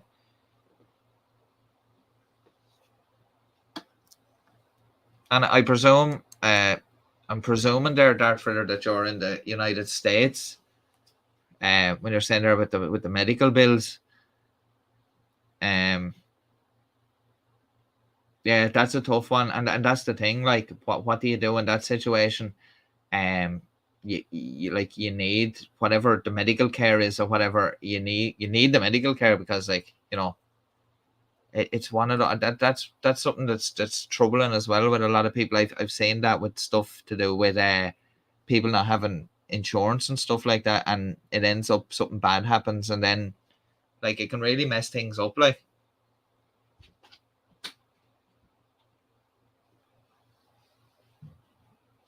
Yeah, I find that very hard over there, the way it is with the way like procedures are so expensive. Like, I'm not sure what way it works over there with insurance. Like, is there like over here in Ireland, like, if you have the means to pay for your healthcare, like you will pay or whatever, like even in a public system, like, but for people that can't afford it, or let's say on like a social welfare or a kind of a welfare payment or whatever, they would get, you know, so if you meet the criteria, like you'd be entitled to a medical card, which means like you'd get essentially free healthcare, like when you visits to the doctors and the hospital, and any procedures and operations you get will be covered under that. And I suppose that in a sense is a good thing in terms of people that are on lower incomes. Like they probably would have to choose between what procedures to get and stuff like that. And I find that horrible that people have to do that, you know. Yeah, and Dave said some of the things I like about the public health system, even though it does have its flaws, and that's the thing. That's one thing that I'd be really fearful of if I ever moved to the United States, would be the stuff to do with healthcare, like to being able to afford it. Because I seen a story where a guy from the UK went over there on holidays, and he thought his insurance covered him, you know, for, you know, certain medical things. And when he was over there, he actually had some sort of a heart problem, and he had to have, I think he had to have a bypass, but whatever, the procedure ended up costing $100,000, something along the lines of that. It was a mad amount of money, and his insurance didn't cover it. Now, he obviously lived in the UK. Now, he had to pay that money back, but that devastated him. And like, I can't imagine how that is, because like that's an operation like if it's a heart operation, you have to have that. Like, you can't choose, you know. So it's a sticky situation, and like there really should be something more for people when they get into that on hard times, that, or not even so much hard times, is if you get medical bills that are so large like that, there should be some form of assistance with it. Like, it's crazy, like. See, that's the thing as well. I just missed Joe Bailey. Say hello to Joe for joining us there. But Dart Fritter's saying there's so many insurances and they all cover different things, and that's the thing. That's probably why I remember when this whole thing, we were talking about Obamacare back there. Now, I didn't really follow it much back then, but I remember seeing some of the stuff about it and all, and that's when I kind of came up on my radar about the way healthcare was over there, because it was all in focus at the time. And I thought it was crazy. Like, I don't know how people make sense of that with what you're saying with all the different cover. It's just crazy. You'd assume, you know, just get one cover that covers you, you know, for many eventualities, instead of having to pick and choose what you'll be covered for. It's mad, like.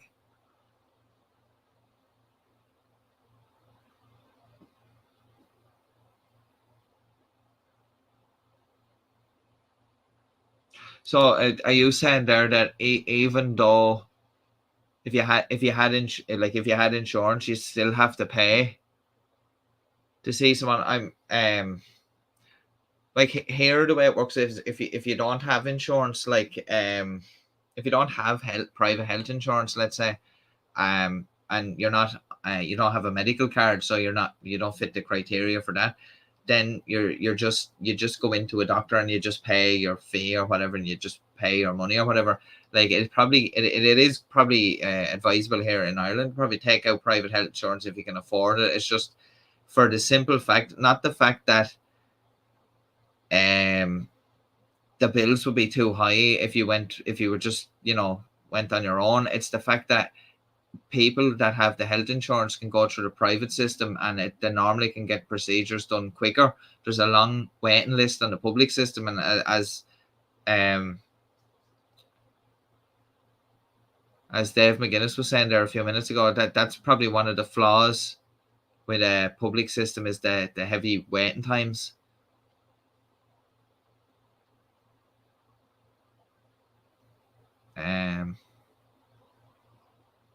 Joe Bailey said it costs a lot of money here in the USA for healthcare, and I'd imagine, like some of the stuff is unreal. Like I don't even know how much it'd be just for a simple visit to your GP or just your standard doctor in your community.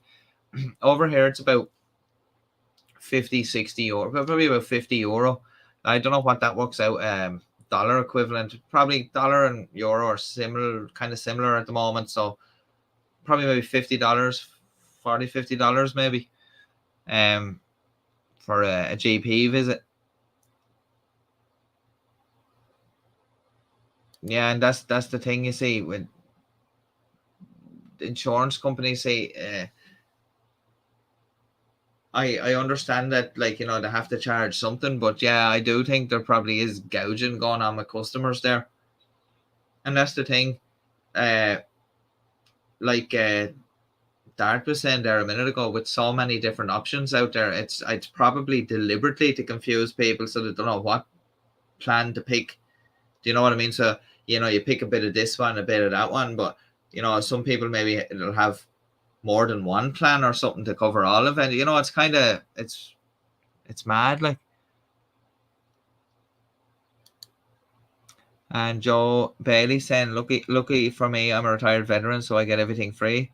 And respect to Joe for his service there. And also, yeah, that's one good thing that they do with for veterans. I like the fact that they do look after the veterans in that case.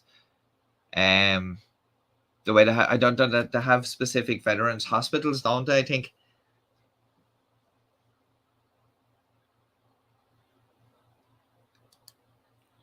And Dave said it costs $50 Australian dollars to visit my GP. Yeah, similar here, like 50 euro, and that's the thing as well. And there's kind of a crisis here too with GPs too. There's not enough people becoming GPs, and it's the same across all the healthcare sector here. There's not enough people, and actually, funnily enough, a lot of the people here that are training to be, the medical, like nurses, doctors, and stuff like that, they're actually going out to places like Dubai and Australia to work because the pay is so much better, and it's a better quality of life in certain circumstances, especially if you're in a medical profession, because over here the wages aren't good, working conditions are very stressful, especially in the system here the way it is, and there's a lot put on the staff. And to be honest, the ones that are there now are doing an absolutely fantastic job, and I'm amazed at how they're doing it with the stress that they're under and how choked the system is. But a lot of our doctors and nurses that are newly trained are actually going over there to work now, and I don't blame them at the same time. And that's the crisis that we have here. There's less and less people coming here or staying here to do that. It's the same with teachers now. It's happening. A lot of the teachers are moving away, and it's sad, really. It's just we're not really appreciating the people that we have here, and that's all down to the inaction of the government to actually pay these people properly. You know what I mean? And even people from Ireland are actually going over to the UK to work in the hospitals over there because the pay and the working conditions are just better. You know, the contracts are a lot better. I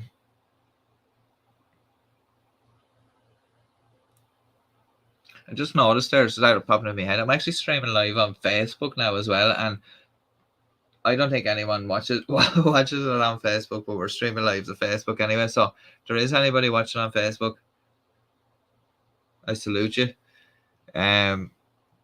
But insurance can we make all the rules of what they pay for? Yeah, and that's the thing. You go and pay the insurance, and then they'll start backtracking when it comes time to pay out.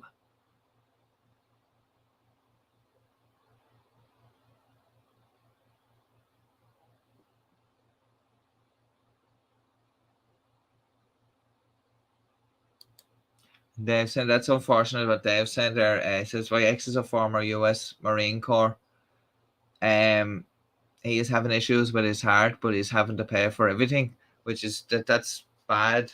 That's sad to see as well, like, especially having heart trouble, like. And hopefully he'll be okay.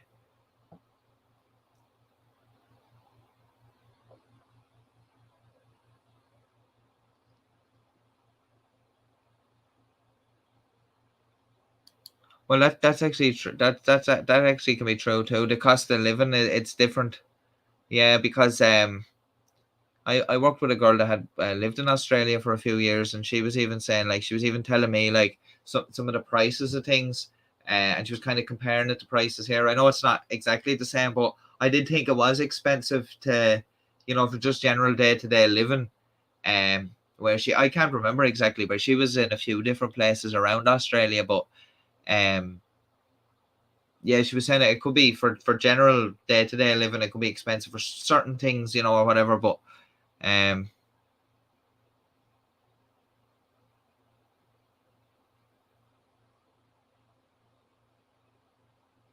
it's tough, and especially these days with especially like having health trouble, and I think the whole pandemic really made people start thinking a bit more about their health and stuff like that. Like whether they were on board or not with the whole thing, but like it did make people kind of stop and think again. And to be honest with you, I noticed a lot of people that I know, not know personally, but you know, I know of them or whatever, that would spend a lot of time going out every weekend doing the same thing. You know, they're kind of stuck in a cycle of going out to the pub every weekend constantly or whatever. And I noticed a lot of those people, when the pubs were all closed down, start doing other things, taking up new hobbies. And you know, you can see this, you know, through social media and stuff like that, taking up new hobbies and all, and it got them out and about and stuff like that.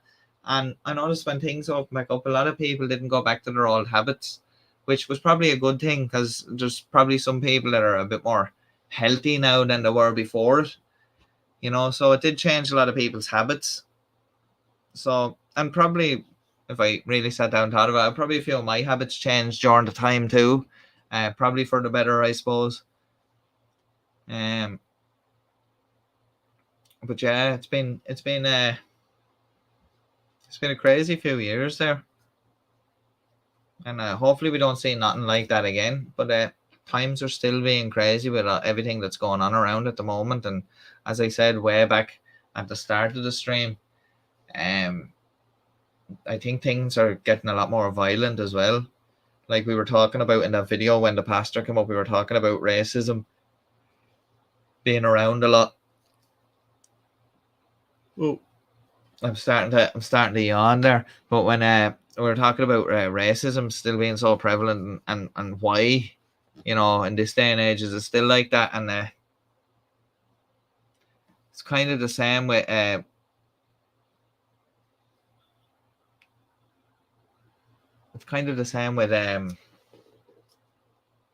with people like yeah,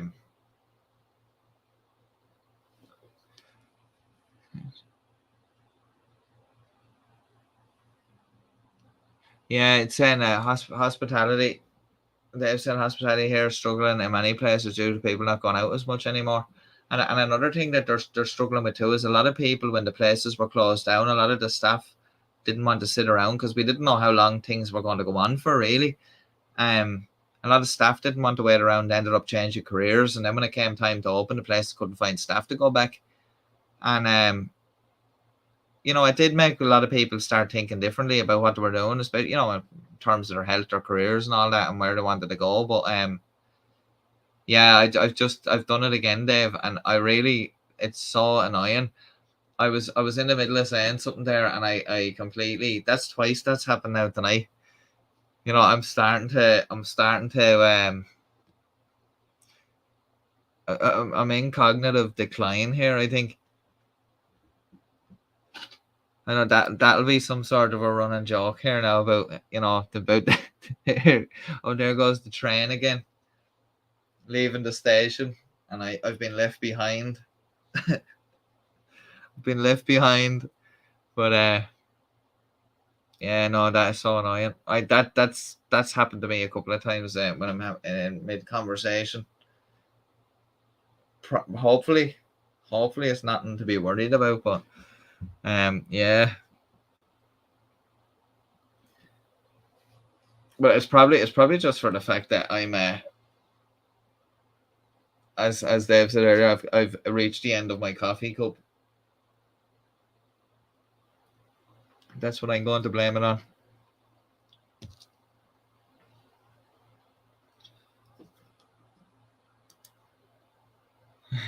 I said something's creeping in. All right, I think there's something creeping in there. You know, it could be the Sandman. No, but I don't actually. I don't think I'm at that stage yet. Anyway, I just we'll just put it down to there being two minor blips there tonight, and we'll speak no more. Yeah, 5:30 a.m. And to be honest with you, I was the plan at the start was when I came on, I was going to show those two videos, and I thought, yeah, you know, probably be there for about an hour and a half, but we're 3 hours and 12 minutes exactly on the go here. But yeah, no, it's good hanging out and chilling, having a bit of a chat, and hopefully the next time I'll have it's just that I was kind of counting on those two videos to work for me, and I hadn't actually loaded anything. I hadn't actually loaded anything into this to watch as such, except that clip at the start for on the news. There's a couple of clips I actually had loaded into this already. I don't know if some of you guys were here. I tell you, just before I go, I'll just play the couple of clips. They're a bit random, but sure, you know, we might as well play something because that was the aim. But I'll play these three little clips. They're only a couple of seconds long each, but one is right. The first one, the first one is because some of you may have already seen these because if you were on the last live stream that I did, but I'll just throw them on anyway. There's one a crane falling over on somebody's house, which is well obviously not funny, but you know, I had that video. There's a lady washing her car with gasoline. We look at that. Actually, that I can't see that actually working out now with the price of fuel. And the other one is an incident involving a forklift. Now we may have already seen these, but before I go, I'll play them there. And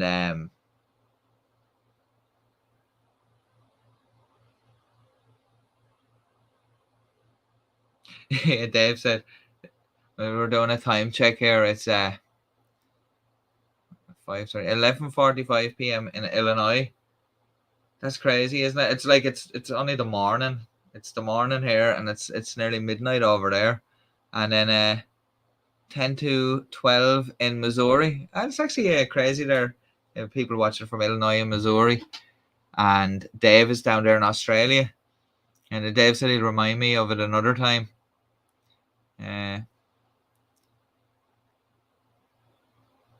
Yeah, no, the chat has been good. Yeah, it's been random and good. I actually didn't think the stream was going to work out this way, but we just start talking about different things. So yeah, it's been good.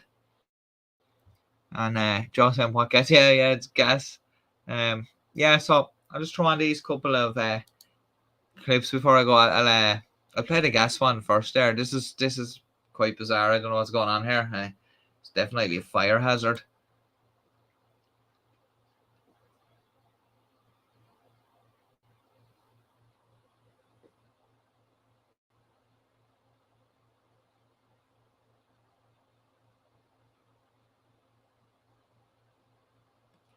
Yeah, so I don't know what's going on there. That lady was trying to clean her car with gas. So yeah, it's quite bizarre. I really don't know.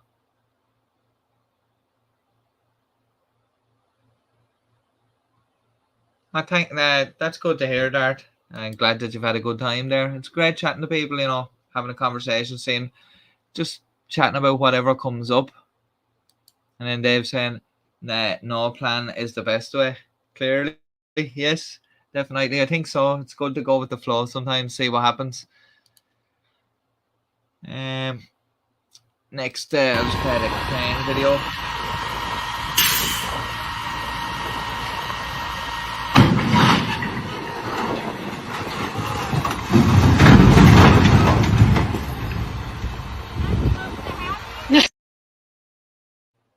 Yeah, I think they were trying to lift that tree in the back garden up, and it was a bit heavier than they expected. Very unfortunate for whoever owned that house. Yeah, very bad.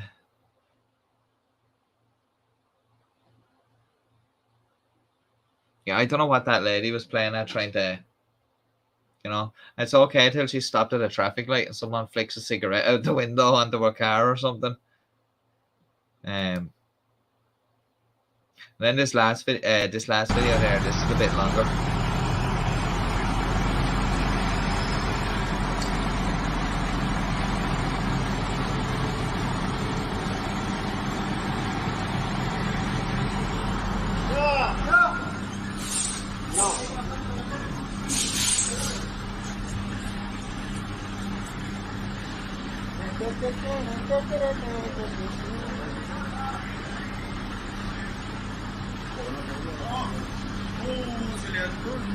Sí, weón. Oh, chuchetumare. Ah, saca.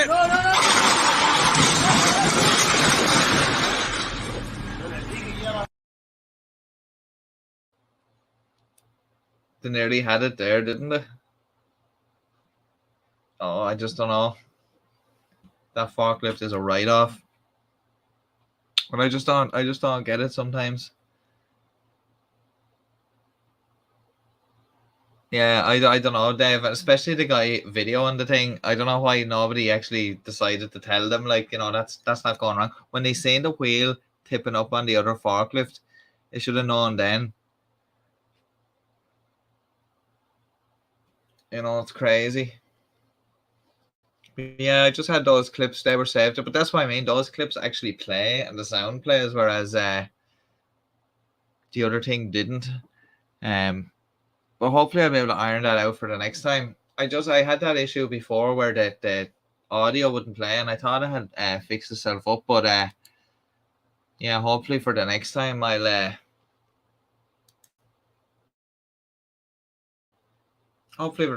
have that sorted out.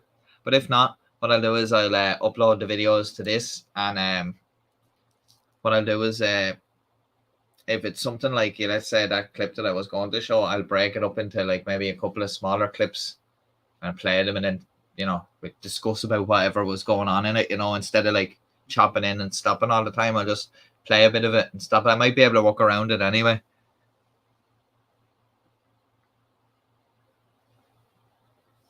Yeah, it's probably forklift. The forklift training was probably what not to do. Definitely don't do this.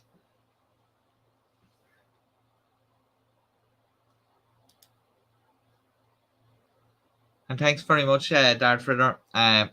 Great morning here. What I'll probably do is now I will probably get a drink of water or something like that, and then I'll probably go in and go to bed for a little bit. But I'll get up in a few hours. I was in bed a bit longer this morning, so it's kind of leaving itself out. So yeah, thanks very much, and thanks very much for coming. And yeah, I was just going to say that, Dave. I was just about to head off there before the train completely departs the station, and I forget what I'm even doing here. But like, oh, I'm streaming. Oh no, when did that happen? But yeah, no, it's been great chatting to you guys, and I hope to do it again soon. Even like if I just come on and did streams like this now and again, where I could just have a chat and stuff like that, it would be cool. It's always enjoyable, and it's good to see you guys here. And in the next couple of days, I'm hoping tomorrow, all going well, I'm gonna have to. I'm gonna have that video. I just had to see in Dave's comment there. In the next couple of days, I'm gonna have a new video here, and that's the one, Degenerates at Sea. And Dave's just saying, YouTubers so slack. Yeah, but that's it. That's it. You know, just we just sit around playing mobile games, those little block puzzle games. We're just waiting for the stream time to come. Lying in bed. I know that was just random. But yeah, no, it's been great, guys, and I hope to see you soon for another video. So I hope you all have a great day, night, morning, evening, whatever it may be, and whatever you may be doing, whether you're heading to bed, heading home from work, heading to work, or anything in between. I hope you have a great day, and I hope to see you all soon. And thanks very much for coming. And until next time, guys, stay safe, take care. Choo choo. Take care, guys.